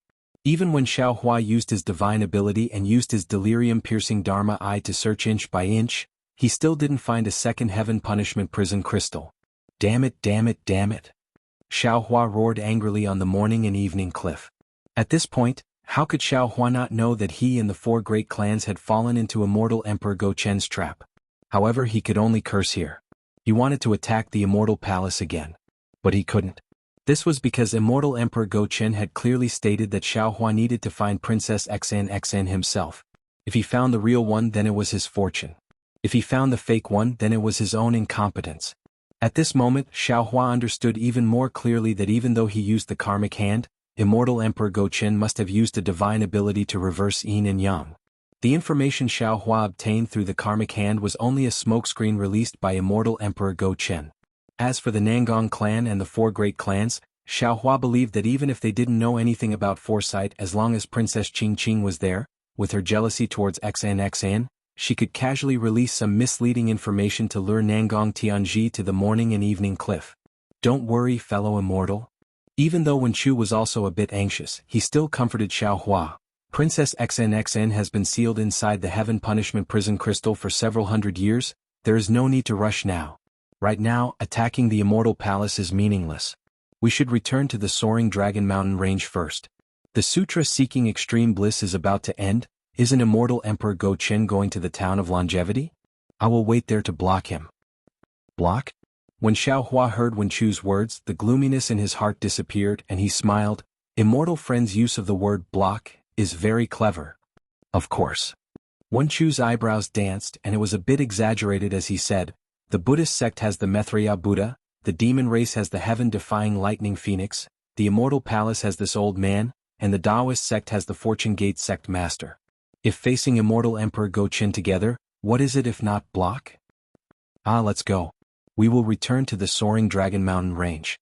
Xiao Hua laughed and waved his hand at the surrounding disciples, shouting, along the way, spread the news of our fortune gate breaking the alliance of the 4 great clans at the morning and evening cliff. Yes, disciple understands. The group of Fortune Gate's disciples were also in high spirits, and they replied loudly, we will obey the sect master's orders. Give it as a reward and thank you for all your support. Chapter 46:30. Xiao Hua returned to the Fortune Gate with his victorious army, and the results of the battle at dawn and dusk cliff swept through the entire hidden immortal continent like a tornado. There were those who were gloating over Xiao Hua's misfortune, those who were overjoyed and those who were alarmist, but most of them were eagerly awaiting the reaction of the 4 families. Unfortunately, the 4 families were completely oblivious to this and didn't give any response.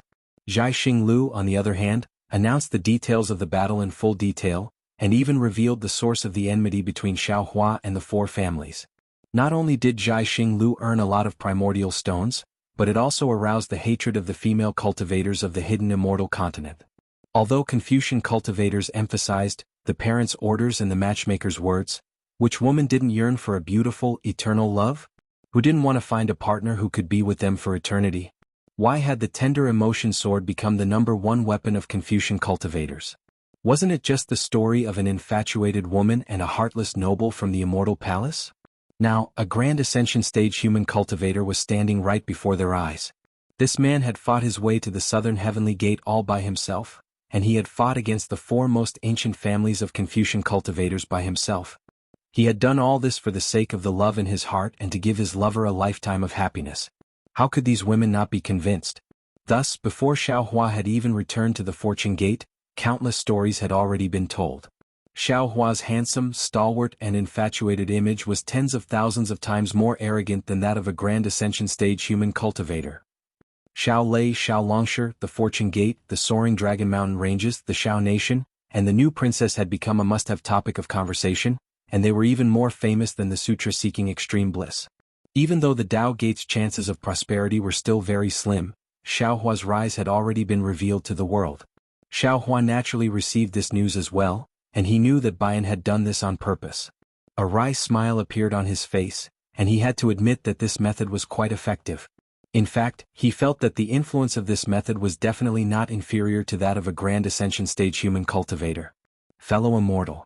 Xiao Hua looked at the soaring Dragon Mountain range in the distance with a very depressed expression and said with a smile, now I finally understand why the verbal condemnation of Confucian cultivators is more powerful than sabers, spears, swords and halberds. Perhaps sabers, spears, swords and halberds can destroy the body, but verbal condemnation can destroy the heart. It's not just the human heart. Wen Chu laughed. It's simply stepping on people and making them infamy for generations to come. This is also the reason why Fairy Xingyu established Star Moon back then. Xiao Hua thought of Su Ji and Fairy Xingyu and said, although Senior Su is powerful, his influence in the 3 continents is far inferior to that of Fairy Xingyu. The ancients once said, even the fragrance of wine fears the depth of the alley. That's the truth. Wen Chu chimed in, for the sake of the new princess, fellow immortal is willing to risk his life to fight with the 4 aristocratic families. If we don't spread the news, who would know? The 4 aristocratic families and the immortal palace didn't feel any pressure at all. Now that the 4 aristocratic families and the immortal palace have become the target of public criticism, I'm sure immortal Emperor Gaochen will find a way to get out of this situation. And is also from the immortal palace. Using the immortal palace's method to deal with the immortal palace is just that old man Gaochen asking for trouble. Xiao Hua sneered. Speaking of this, Xiao Hua's heart trembled as he thought of something and said, let's speed up. This Xiao has some doubts in his heart and needs to discuss them with fellow Taoists.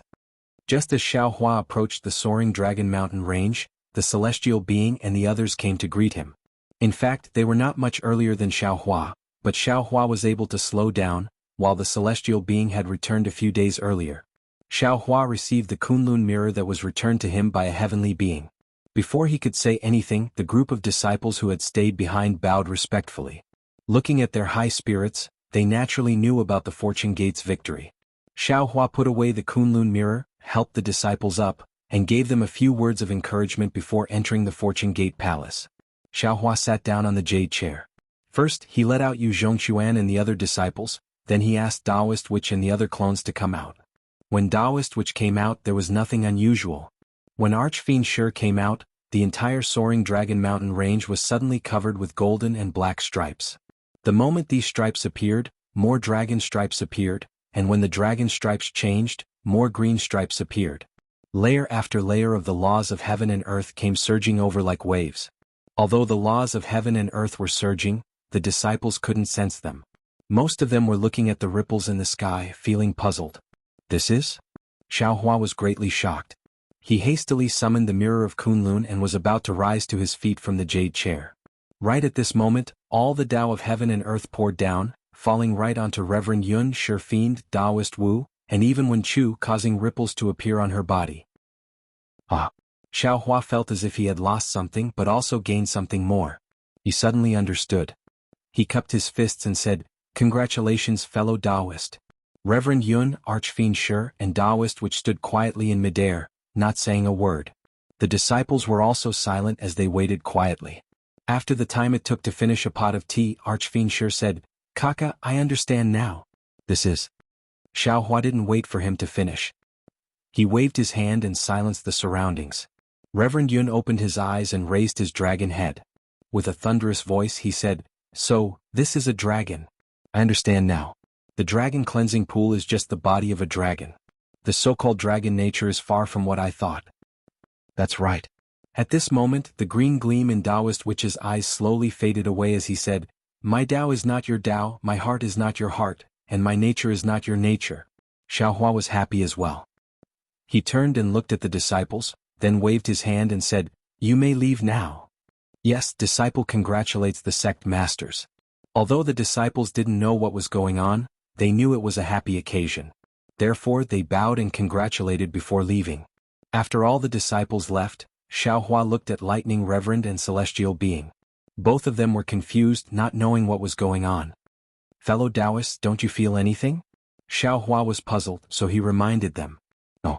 Lightning Reverend and Celestial Being shook their heads. "Never mind." Xiaohua smiled and said, "Everyone has different opportunities. I'm afraid your opportunity has yet to arrive." The strange phenomenon this time was different from Wen Chu's. Wen Chu had only formed his human nature for a short while, and it happened when the High Purity Palace's master was breaking through the knot in his heart. Therefore no one noticed it.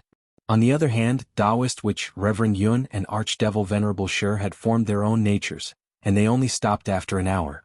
Xiaohua pondered for a moment and understood. Not to mention that Reverend Yun was different from the Dragon Clan in the Three Mainlands, and Archdevil Venerable Shi was different from the ordinary Devil Clan. Even Taoist Witch had formed his own natures after devouring a lot of ruined souls. What was more special was that each of the three clones had formed different laws, which affected each other. That was why they had formed such a huge commotion. As for why the three clones had only formed their own natures now, it must be because Wen Chu had formed his human nature first and triggered the laws of heaven and earth, which affected the three clones at the same time. After everything quieted down, the 9 Fortune Gate Patriarchs sat down on their jade chairs. Xiaohua opened his mouth. "First, congratulations to fellow Taoists, but this humble Taoist still has some words to say. We are born from the same roots, and we are closer than Fortune Gate's disciples. Although our cultivation paths are different, we must not fight against each other. Don't worry, big brother." Archdevil Venerable Shi smiled and said, "Although little brother and Wen Chu do not get along well, little brother didn't dare to fight with Wen Chu before. But from today onwards, little brother suddenly discovered that little brother and Wen Chu's minds are connected, and it is impossible for us to fight. Moreover." Speaking to hear, Demon Venerable Shi smiled and said, "Isn't big brother still the leader? How could little brother and the others dare to disobey?" Archdevil Venerable Shi was right. He was different from Xiaohua's other clones, as he was refined using the blood shadow art of the Devil Clan. In fact, he couldn't be considered as Xiaohua's true clone. But because of his trip to the upper realm, he had coincidentally obtained the energy essence and devoured the Devil Formation's Devil Spirit, which allowed him to become one of Xiaohua's clones. Now that even he could coexist peacefully with Wen Chu, Xiaohua was relieved. Moreover, after Wen Chu and the other clones became adults, they would be able to communicate with each other just like Xiaohua before. Although Xiaohua felt that they had been separated, in reality Xiaohua was also clear that he still had the ability to control these clones. Fellow Taoists, I came out. If I don't believe in fellow Taoists, doesn't that mean I don't believe in myself? Xiaohua smiled and said, I was just reminding everyone. Don't worry, fellow Taoist, we understand. We are bound together for good or ill. The clones also agreed with a smile. Although each of them had different appearances, their smiles were the same. Seeing everyone's smiles, Xiaohua couldn't help but smile as well. He had cultivated the Green Hill sex transformation technique, and his clones had also gained some benefits. Now, even if he faced the Vairocana Buddha, Xiaohua was confident that he wouldn't let anyone see through his disguise. As for the Two Purities Temple's master, because he was the Sword Heart Seed's master, Xiaohua had to be on guard. Then Xiaohua said, after the battle at Chaomuya, our fortune gate has shown its prowess. From now on, no one will dare to provoke our fortune gate. However, this Xiao has two doubts about this battle. What doubts does fellow Taoist have? Taoist Yun didn't participate in the battle, so he asked curiously. Xiaohua looked at Wen Chu and said, in this battle, although the four big families sent out 900,000 disciples, including Dongfang Qianghao, Shimen Jianzhong, Nangong Tian, and Baiming Chou Qing, and dozens of 9th grade Essence Force Wen sages, and the battle was fierce, but now that I think about it, the four big families seem to have taken advantage of the situation. Each family has more than 200,000 disciples, right? Although my fortune gate has become extremely powerful, it is still far from enough to contend against the four big families with just the strength of my fortune gate alone. Even if our fortune gate strength is enough to resist the Nangong family, I can still laugh secretly. Give it a tip and thank you for all your support. Chapter 4631. Fellow Taoists, don't forget how long the four great clans have existed. How many years have they been plotting in the hidden immortal continent? How many years has it been since our fortune gate rose? Moreover, the four patriarchs didn't seem to have used their full strength. Wen Chu, celestial being, lightning immortal, what do you think? And fellow Taoist is right. Wen Chu pondered for a moment and said, that Dongfang Qianghao did use some powerful methods, but it would be a joke to say that this was Dongfang Qianghao's most powerful method. Dongfang Qianghao definitely didn't use his full strength. Of course he didn't use his full strength. Lightning Immortal disagreed with Xiaohua's opinion and said, didn't we also not use our full strength? We all know that this is Immortal Emperor Go Chen's plan, who would really fight to the death. But the problem is, Celestial Being pretended to be deep in thought and said, the four great clans' goal is fellow Taoist Wen Chu's 5 Qi unification art. Didn't they just risk their lives to capture fellow Taoist Wen Chu? Oh, wasn't that saint at the end the most powerful method of the four great clans? How can you say that they didn't use their full strength? Hehe, if you put it that way it makes sense. Wen Chu nodded and said with a smile, after all they have 2 saint statues, which is enough to suppress all literary stars. They don't need to put in more effort in other aspects. Unfortunately, they miscalculated. Xiaohua said with a smile, the heaven-defying lightning phoenix is the great saint of the starry sky, the star of 10,000 stars, the saint of 10,000 saints. Fellow Taoist Wen Chu is a saint literary star, how can the four great clans' half-saint literary stars compare to her? Aha, exactly. The group of clones laughed in unison. How can our fortune gate's third old master be compared to the four great clans? After everyone finished laughing, Xiaohua waved his hand and said, although this battle was strange, it's already over, so let's not talk about it. I will talk about my second doubt. Fellow Taoist, please speak. Lightning Immortal rushed to ask as if he was as human as Wen Chu. Xiaohua said, I second doubt is about the four great clan saint statues. Wen Chu clapped and praised, good. Fellow Taoist, you are indeed meticulous. You are the saint who disappeared among the Confucian cultivators.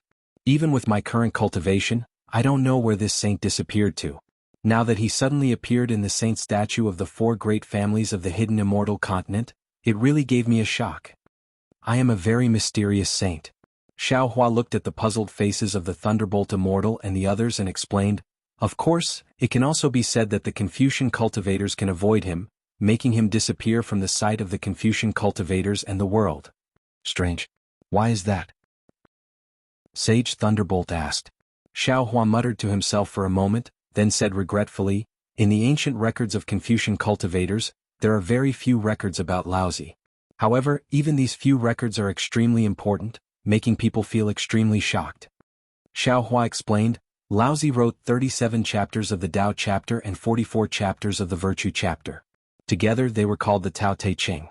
The Tao Te Ching was known as the king of all scriptures in some ancient books. The Tao that can be spoken of is not the Tao. Names can be named but not names. This is a famous saying in the Tao Te Ching. However, this famous Tao Te Ching, the hidden immortal continent, only has its name and no book. No one knows what is written in it. Laozi left behind 10 precepts. Now, only, if things succeed, the common people will naturally follow me. The way of the saint is not to fight. If a man does not fight, no one in the world can fight against him, knowing when to stop leads to disaster. If a man does not overflow, he can cover up and make new achievements. Those who know others are wise, those who know themselves are bright. Those who win are powerful, those who win are strong, do nothing, governing a country is like cooking a small fish. These 6 precepts, no one knows what the other 4 precepts are. Wen Chu also continued to explain, and the most important thing is that there are records in the history books that the Confucian cultivator, sage Confucius, once treated Laozi as a teacher. It is this very important saint in the history of Confucian cultivators, but he did not leave behind any doctrine or school. Within the 100 schools of thought, there is no trace of Laozi. Xiao Hua said with a smile, fellow Taoists, don't you think this is strange? Very strange indeed. Lightning Reverend answered first, as if he had already regained his humanity. Oh, by the way, fellow immortal Wen Chu. Xiao Hua suddenly thought of something and asked, do you still remember what the saints were chanting when their statues appeared? I think it's, you may be named, but you are not named in Hangu Pass? Wen Chu also seemed to be unable to remember clearly, and answered with uncertainty. Hangu Pass. Xiao Hua nodded, yes, that's the place. If we can find Hangu Pass, we should be able to find the reason why this saint disappeared. I don't think there is such a name in hidden immortal continent. Wen Chu shook his head, I've read the records in the Immortal Palace, but there is no record of this either. Reverend Yun laughed, not all Confucian saints are from hidden immortal continent, so this Hangu Pass might not exist in hidden immortal continent. What does a missing saint have to do with us? Let's talk about it when we have the opportunity in the future. Fellow Taoist, you are right.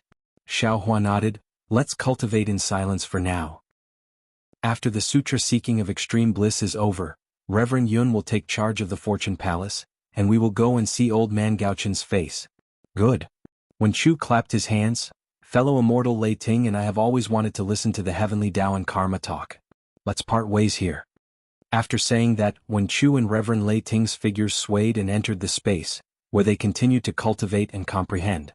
Seeing the two leaving, Honorable Demon Shi and the others also bid farewell to Xiao Hua and entered the space. Seeing his avatars cultivating, Xiao Hua also sat cross-legged on a jade chair. He frowned as he looked at the gloomy sky outside the Fortune Tao Palace. A kind of confusion, a kind of worry, and a kind of homesickness quietly rose in him. A mountain range was like an old bull that had been working all day, lying on the ground and resting. It looked very heavy and majestic. The setting sun hung diagonally in the west, and rays of multicolored light spread across the sky. Today's dusk looked a little different from usual. Auspicious clouds hovered in the sky, and no matter how the wind urged them, they could not move their feet. A faint chanting sound was born in the wind. It was like the chanting of 100 suns, but also like the chanting of 10,000 Buddhas. Dang dang. In the sound of the wooden fish, there were also scattered starlight that couldn't help but scatter down first. Facing the blood-like light and shadow, a vigorous figure shook. This mountain range was naturally the Crouching Bull Mountain range outside the Immortal Town. It was also the place where Xiao Hua, Lu Yi Yuanya, and Xiao Jian passed by when he was forced to leave the Immortal Town. At this moment, a few more figures walked over from the darkened path. The one in the front was the Fire Ape, holding a magic wand in his hand. While walking, he shaded his eyes with his hand and looked forward. Behind him was a monk who seemed to be walking unsteadily. The monk looked tired, but his eyes were very bright, like stars in the night sky. Behind the monk was a weak white horse. On the horse's back was an incomparably huge pig. The pig was snoring with its head facing the sky. A fist-sized air bubble was expanding and shrinking in its nostrils as it snored. Behind the white horse was a Confucian cultivator wearing a battle robe. On his shoulder was a crescent moon shovel, and on the two ends of the crescent moon shovel were two huge bags. Wasn't this group of people Chunzong and his disciple from the sutra seeking extreme bliss? Master. After turning around the mountain path, a small town appeared in front of them, and a long river flowed from one side of the town. Zhen Kong, who was in the front, put down his hand, turned around and walked a few steps, supporting the staggering Chunzong, and said with a smile, "The immortal town is in front. Master, you only need to walk for another hour and this sutra-seeking extreme bliss will come to an end." Although Zhen Kong was smiling, his smile was a little stiff and he even seemed a little nervous. However, the excitement in his voice came from the bottom of his heart. Of course, there was no surprise in this excitement. After all, he already knew through his divine sense that they would definitely reach the immortal town today. With Zhen Kong's support, Chunzong stopped and let out a long sigh. He raised his hand again and wiped the sweat from his forehead. He turned to look at Zhen Kong and said, "Disciple, it's been hard on you along the way." "It's not hard at all." Zhen Kong waved his hands and said respectfully, "Disciple was naughty and mischievous before. If I didn't follow Master on this journey, how could I have comprehended Buddhism? Disciple's hard work was cultivation, and Disciple is very happy. Disciple was afraid that I didn't serve Master well enough. Amitabha, Buddha is merciful."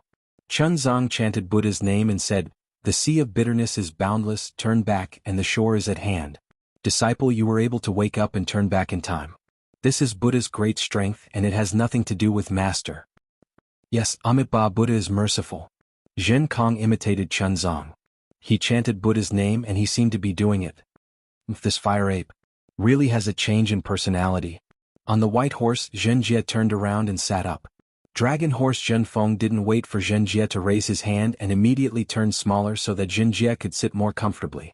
However, Zhenjie said coldly, "If I didn't see that you were exactly the same as the previous Zhen Kong and didn't see anything wrong, I would have thought that you were a fake Zhen Kong." Amitabha Zhenjie. Chunzong reprimanded, "People change, let alone Zhen Kong who was under my Buddha's light. He followed Master for 300 years, so how could he not have Buddha nature? How could he not focus on Buddha?" "Focus on Buddha?" Zhenjie punched Dragon Horse Zhenfeng's buttocks and said with a smile, "What about this scoundrel? He didn't come much later than Zhen Kong. Eldest senior brother, I am the Eastern Sea Dragon Palace's 10th prince." Dragon Horse Zhenfeng said with a bitter face, "There are still dozens of dragon maidens waiting for me to return and pamper them. If I were to become a monk, what would happen to them?" Chapter 46-32. Shut up. Zhenjie roared, "Whether you enter Buddhism or not has nothing to do with me. If you interrupt me when I'm talking, do you believe that I'll castrate you? Even if you don't enter Buddhism, your group of dragon maidens won't care about you anymore." In an instant, Dragon Horse Zhenfeng gritted his teeth, not daring to make a single sound. "Amitabha." Chunzong chanted and bitterly smiled, "Zhenjie, you clearly have Buddha in your heart. Why do you always pretend that you don't have Buddha in your mouth?" "That's right, Master. It's fine as long as I have Buddha in my heart. Why do you care where I don't have Buddha?" As Zhenjie spoke, he looked up at the sky and sneered, "There are so many people here today. Let's go, Master." Zhen Kong respectfully said, "Let's quicken our pace. The sun will set soon. Today is almost 300 years since Master left Longevity Town. Stepping into Longevity Town at sunset is the perfect time for my Buddha." "All right." Hearing this, Chunzong was motivated again. He struggled to get up and walk towards Longevity Town. As the sun set, Chunzong and his disciple got closer to Longevity Town. When the afterglow of the setting sun disappeared, the entire land was shrouded in a thin layer of white. Chunzong had one foot in Longevity Town. Boom. At the west side of Longevity Town, a huge Buddha lotus appeared out of thin air. The Buddha radiance shot out from the Buddha lotus, illuminating Longevity Town and crouching Bull Mountain like the sun. "Amitabha, Amitabha." Chants of Buddha resounded from the Buddha lotus. Dang dang dang. The sound of a wooden fish hitting the ground could be heard. Amidst the sounds, the Buddha lotus slowly bloomed, and 9 colors shot into the sky. Within the 9 colors, heavenly dragons danced, heavenly maidens bounced back, and heavenly flowers fell from the sky.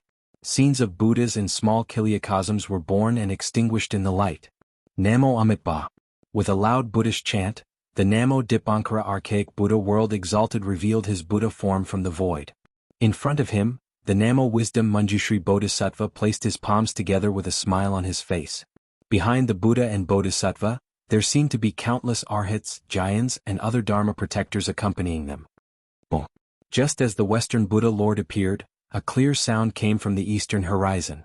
A colorful cloud covered the eastern sky, and thousands of auspicious signs hung on the four sides of the cloud. Auspicious signs surged, dragons and phoenixes appeared, and the sounds of students chanting resounded through the sky. Along with this chanting, fist-sized inscriptions appeared one after another, condensing into words, sentences, articles in midair, and finally turning into a mountain of books and a sea of words. With the appearance of the mountain of books and sea of literature, a majestic pillar of energy descended from the void. Amidst the vibrations, Immortal Emperor Go-Chen appeared on top of the five-colored clouds with his emperor's robe and the emperor's sword hanging by his waist. As soon as Immortal Emperor Go-Chen appeared, a dragon-shaped providence rushed out from the Longevity Town and circled around Immortal Emperor Go-Chen a few times. Then it turned into a seat and landed below him.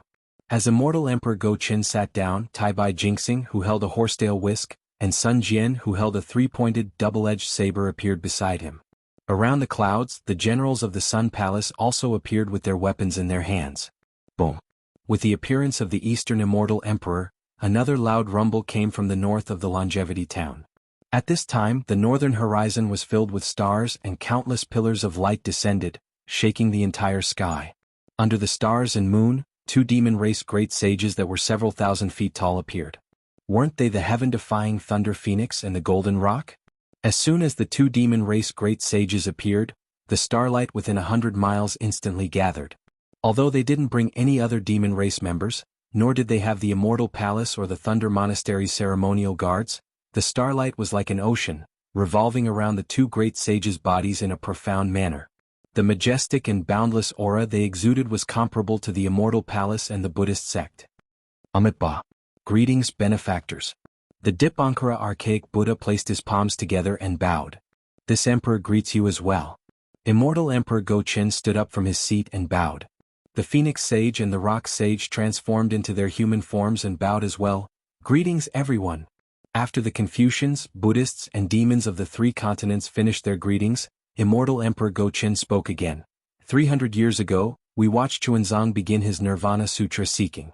Now, 300 years later, we've personally come to the Longevity Town to welcome Xuanzang's triumphant return. 300 years have passed in the blink of an eye. TSK. The Golden Rock said with disdain, Old man Go-Chen, stop showing off your literary talent. 300 years is merely 300 days to your immortal palace. Of course you'd feel that it's only a blink of an eye. The Immortal Emperor Go-Chen smiled and didn't mind. The Golden Rock looked at the Dipankara archaic Buddha world and mocked, Old man Dipankara, where's Mahavairocana? I heard that he had a falling out with the Maitreya Buddha? Is he too ashamed to come to the Longevity Town? Amitabha. The Dipankara archaic Buddha world exalt placed his palms together and said with an expressionless face, Rock Sage, you're wrong. The Mahavairocana Buddha world exalt is currently comprehending the withering glory Buddhism and has no time to come. Moreover, the Mahavairocana Buddha world exalt is the current Buddha Lord. Ever since Xuanzang stepped into the Longevity Town, the Nirvana Sutra seeking had already become a thing of the past. Since the past has passed, it's only natural for me, the past Buddha Lord, to come and welcome him. Why is there a need for the current Buddha Lord to come? What are you talking about? The Rock Sage waved his hand and said, if that's the case, the Nirvana Sutra seeking is a thing of the past. However, the Buddha light illumination is a thing of the future. You should let the Maitreya Buddha come. Why didn't you let him come? Are you unable to order him around? Forget it, forget it. Immortal Emperor Go-Chen hurriedly tried to smooth things over. He smiled and said, today's main character is Xuanzang. He has walked for 300 years and his merit has reached perfection. Boom. Before Immortal Emperor Go-Chen could finish his words, another thunderous boom resounded from the southern horizon of the Longevity Town. This thunderous boom was so loud that it shook the earth and the mountains. Then a huge bolt of lightning flickered in the sky. Within the lightning, Xiaohua, who was dressed in a Taoist robe, walked over. Xiaohua's figure had already revealed itself. Within a radius of several hundred kilometers, lightning surged out like a tide. The thunderbolts within the lightning were like dancing dragons and spiraling phoenixes. Layers upon layers of life and death phenomena rushed out from the flickering thunderbolts, transforming into obscure fluctuations that were extremely mysterious as they spread out in all directions. Within the ripples, the thunder reverend Wen Chu and the heavenly being stepped out. As soon as the three of them appeared, another sky-piercing aura surged towards them. How can my fortune gate not participate in such a grand occasion? Xiao Hua stood in midair and said proudly. Greetings, Dragon Master Xiao. The golden-winged Great Peng did not dare to be negligent and saluted first. His posture was completely different from before. Feng Wu also smiled and bowed. It has only been a few days. Greetings, fellow Taoist Xiao. Greetings, Sage Peng and Sage Feng. This Xiao greets you. Xiao Hua smiled and bowed in return. Oh, so it's Master Xiao. Immortal Emperor Go Chen slapped his forehead and laughed. This emperor forgot that the Longevity Town is in Yu Province. Your soaring Dragon Mountain Range is also in Yu Province. Master Xiao should also come and observe the ceremony. Greetings, Immortal Emperor. Xiao Hua looked at Immortal Emperor Go Chen and said with a fake smile. This Xiao has not seen Immortal Emperor for a few days. I miss you. Yes. Immortal Emperor Go Chen's skin was unusually thick. He acted as if nothing had happened and said with a smile, It has only been half a day since we parted at the southern heavenly gate. This emperor has already missed you. Master Xiao, why don't you stay in my immortal palace as well? That won't do. Xiao Hua waved his hand and said, This Xiao has no virtue and can't lead the scholars. If the immortal emperor is interested, why don't you invite the 4 great families to stay? Aha, this emperor thinks so too. Immortal Emperor Go Chen knew what Xiao Hua was talking about. Unfortunately, he still pretended not to know and said with a smile, It's a pity that they feel that my immortal palace is too small to accommodate them. Greetings, Dipankara Archaic Buddha. Xiao Hua could not be bothered with Immortal Emperor Go Chen and cupped his hands towards the Dipankara Archaic Buddha. This old monk greets Taoist Xiao. The Dipankara Archaic Buddha returned the greeting and said, This old monk thanks Taoist for coming to the Longevity Town to observe the ceremony. Well said, well said. Seeing that the Dipankara Archaic Buddha didn't welcome him and spoke with a cold tone, Xiao Hua naturally knew that the Dipankara Archaic Buddha already knew about Jinjie and Zhenkong's origins and even knew that he was good friends with the Maitreya Buddha. He was just casually saying this and was about to look at Chunzong. At this moment, the golden-winged great rock seemed to have noticed something and suddenly shouted, Old man Go Chen, isn't this scholar the owner of your immortal palace's literature palace? Why is he standing beside Taoist Xiao? The golden-winged great rock was purposely making things difficult for Immortal Emperor Go Chen. However, Immortal Emperor Go Chen smiled and said, The owner of the literature palace is good friends with Master Xiao. They want to find the heavenly punishment prison crystal that this emperor used to imprison Xian. Therefore, this emperor allowed the owner of the literature palace to help Master Xiao. Oh Go Chen, you're really heartless. Back then, the 9th princess only made a small mistake. Even now, you still haven't let her out? The golden-winged great rock laughed and said, Is the 9th princess your biological daughter? Xian made a mistake and violated the immortal law. Even if she's my daughter, this emperor still has to punish her. Immortal Emperor Go Chen said seriously, This emperor will use virtue to conquer the world and rule the world. Your Majesty. At this moment, Tai Bai Jingxing, who was sitting in front of Immortal Emperor Go Chen, suddenly appeared and bowed. This old subject has something to say. Immortal Emperor Go Chen was stunned. He looked at Tai Bai Jingxing and nodded, Please speak. Tai Bai Jingxing smiled and said, The 9th princess was originally in the wrong. After being imprisoned by your Majesty for hundreds of years, the suffering she suffered was already enough to make up for her previous sins.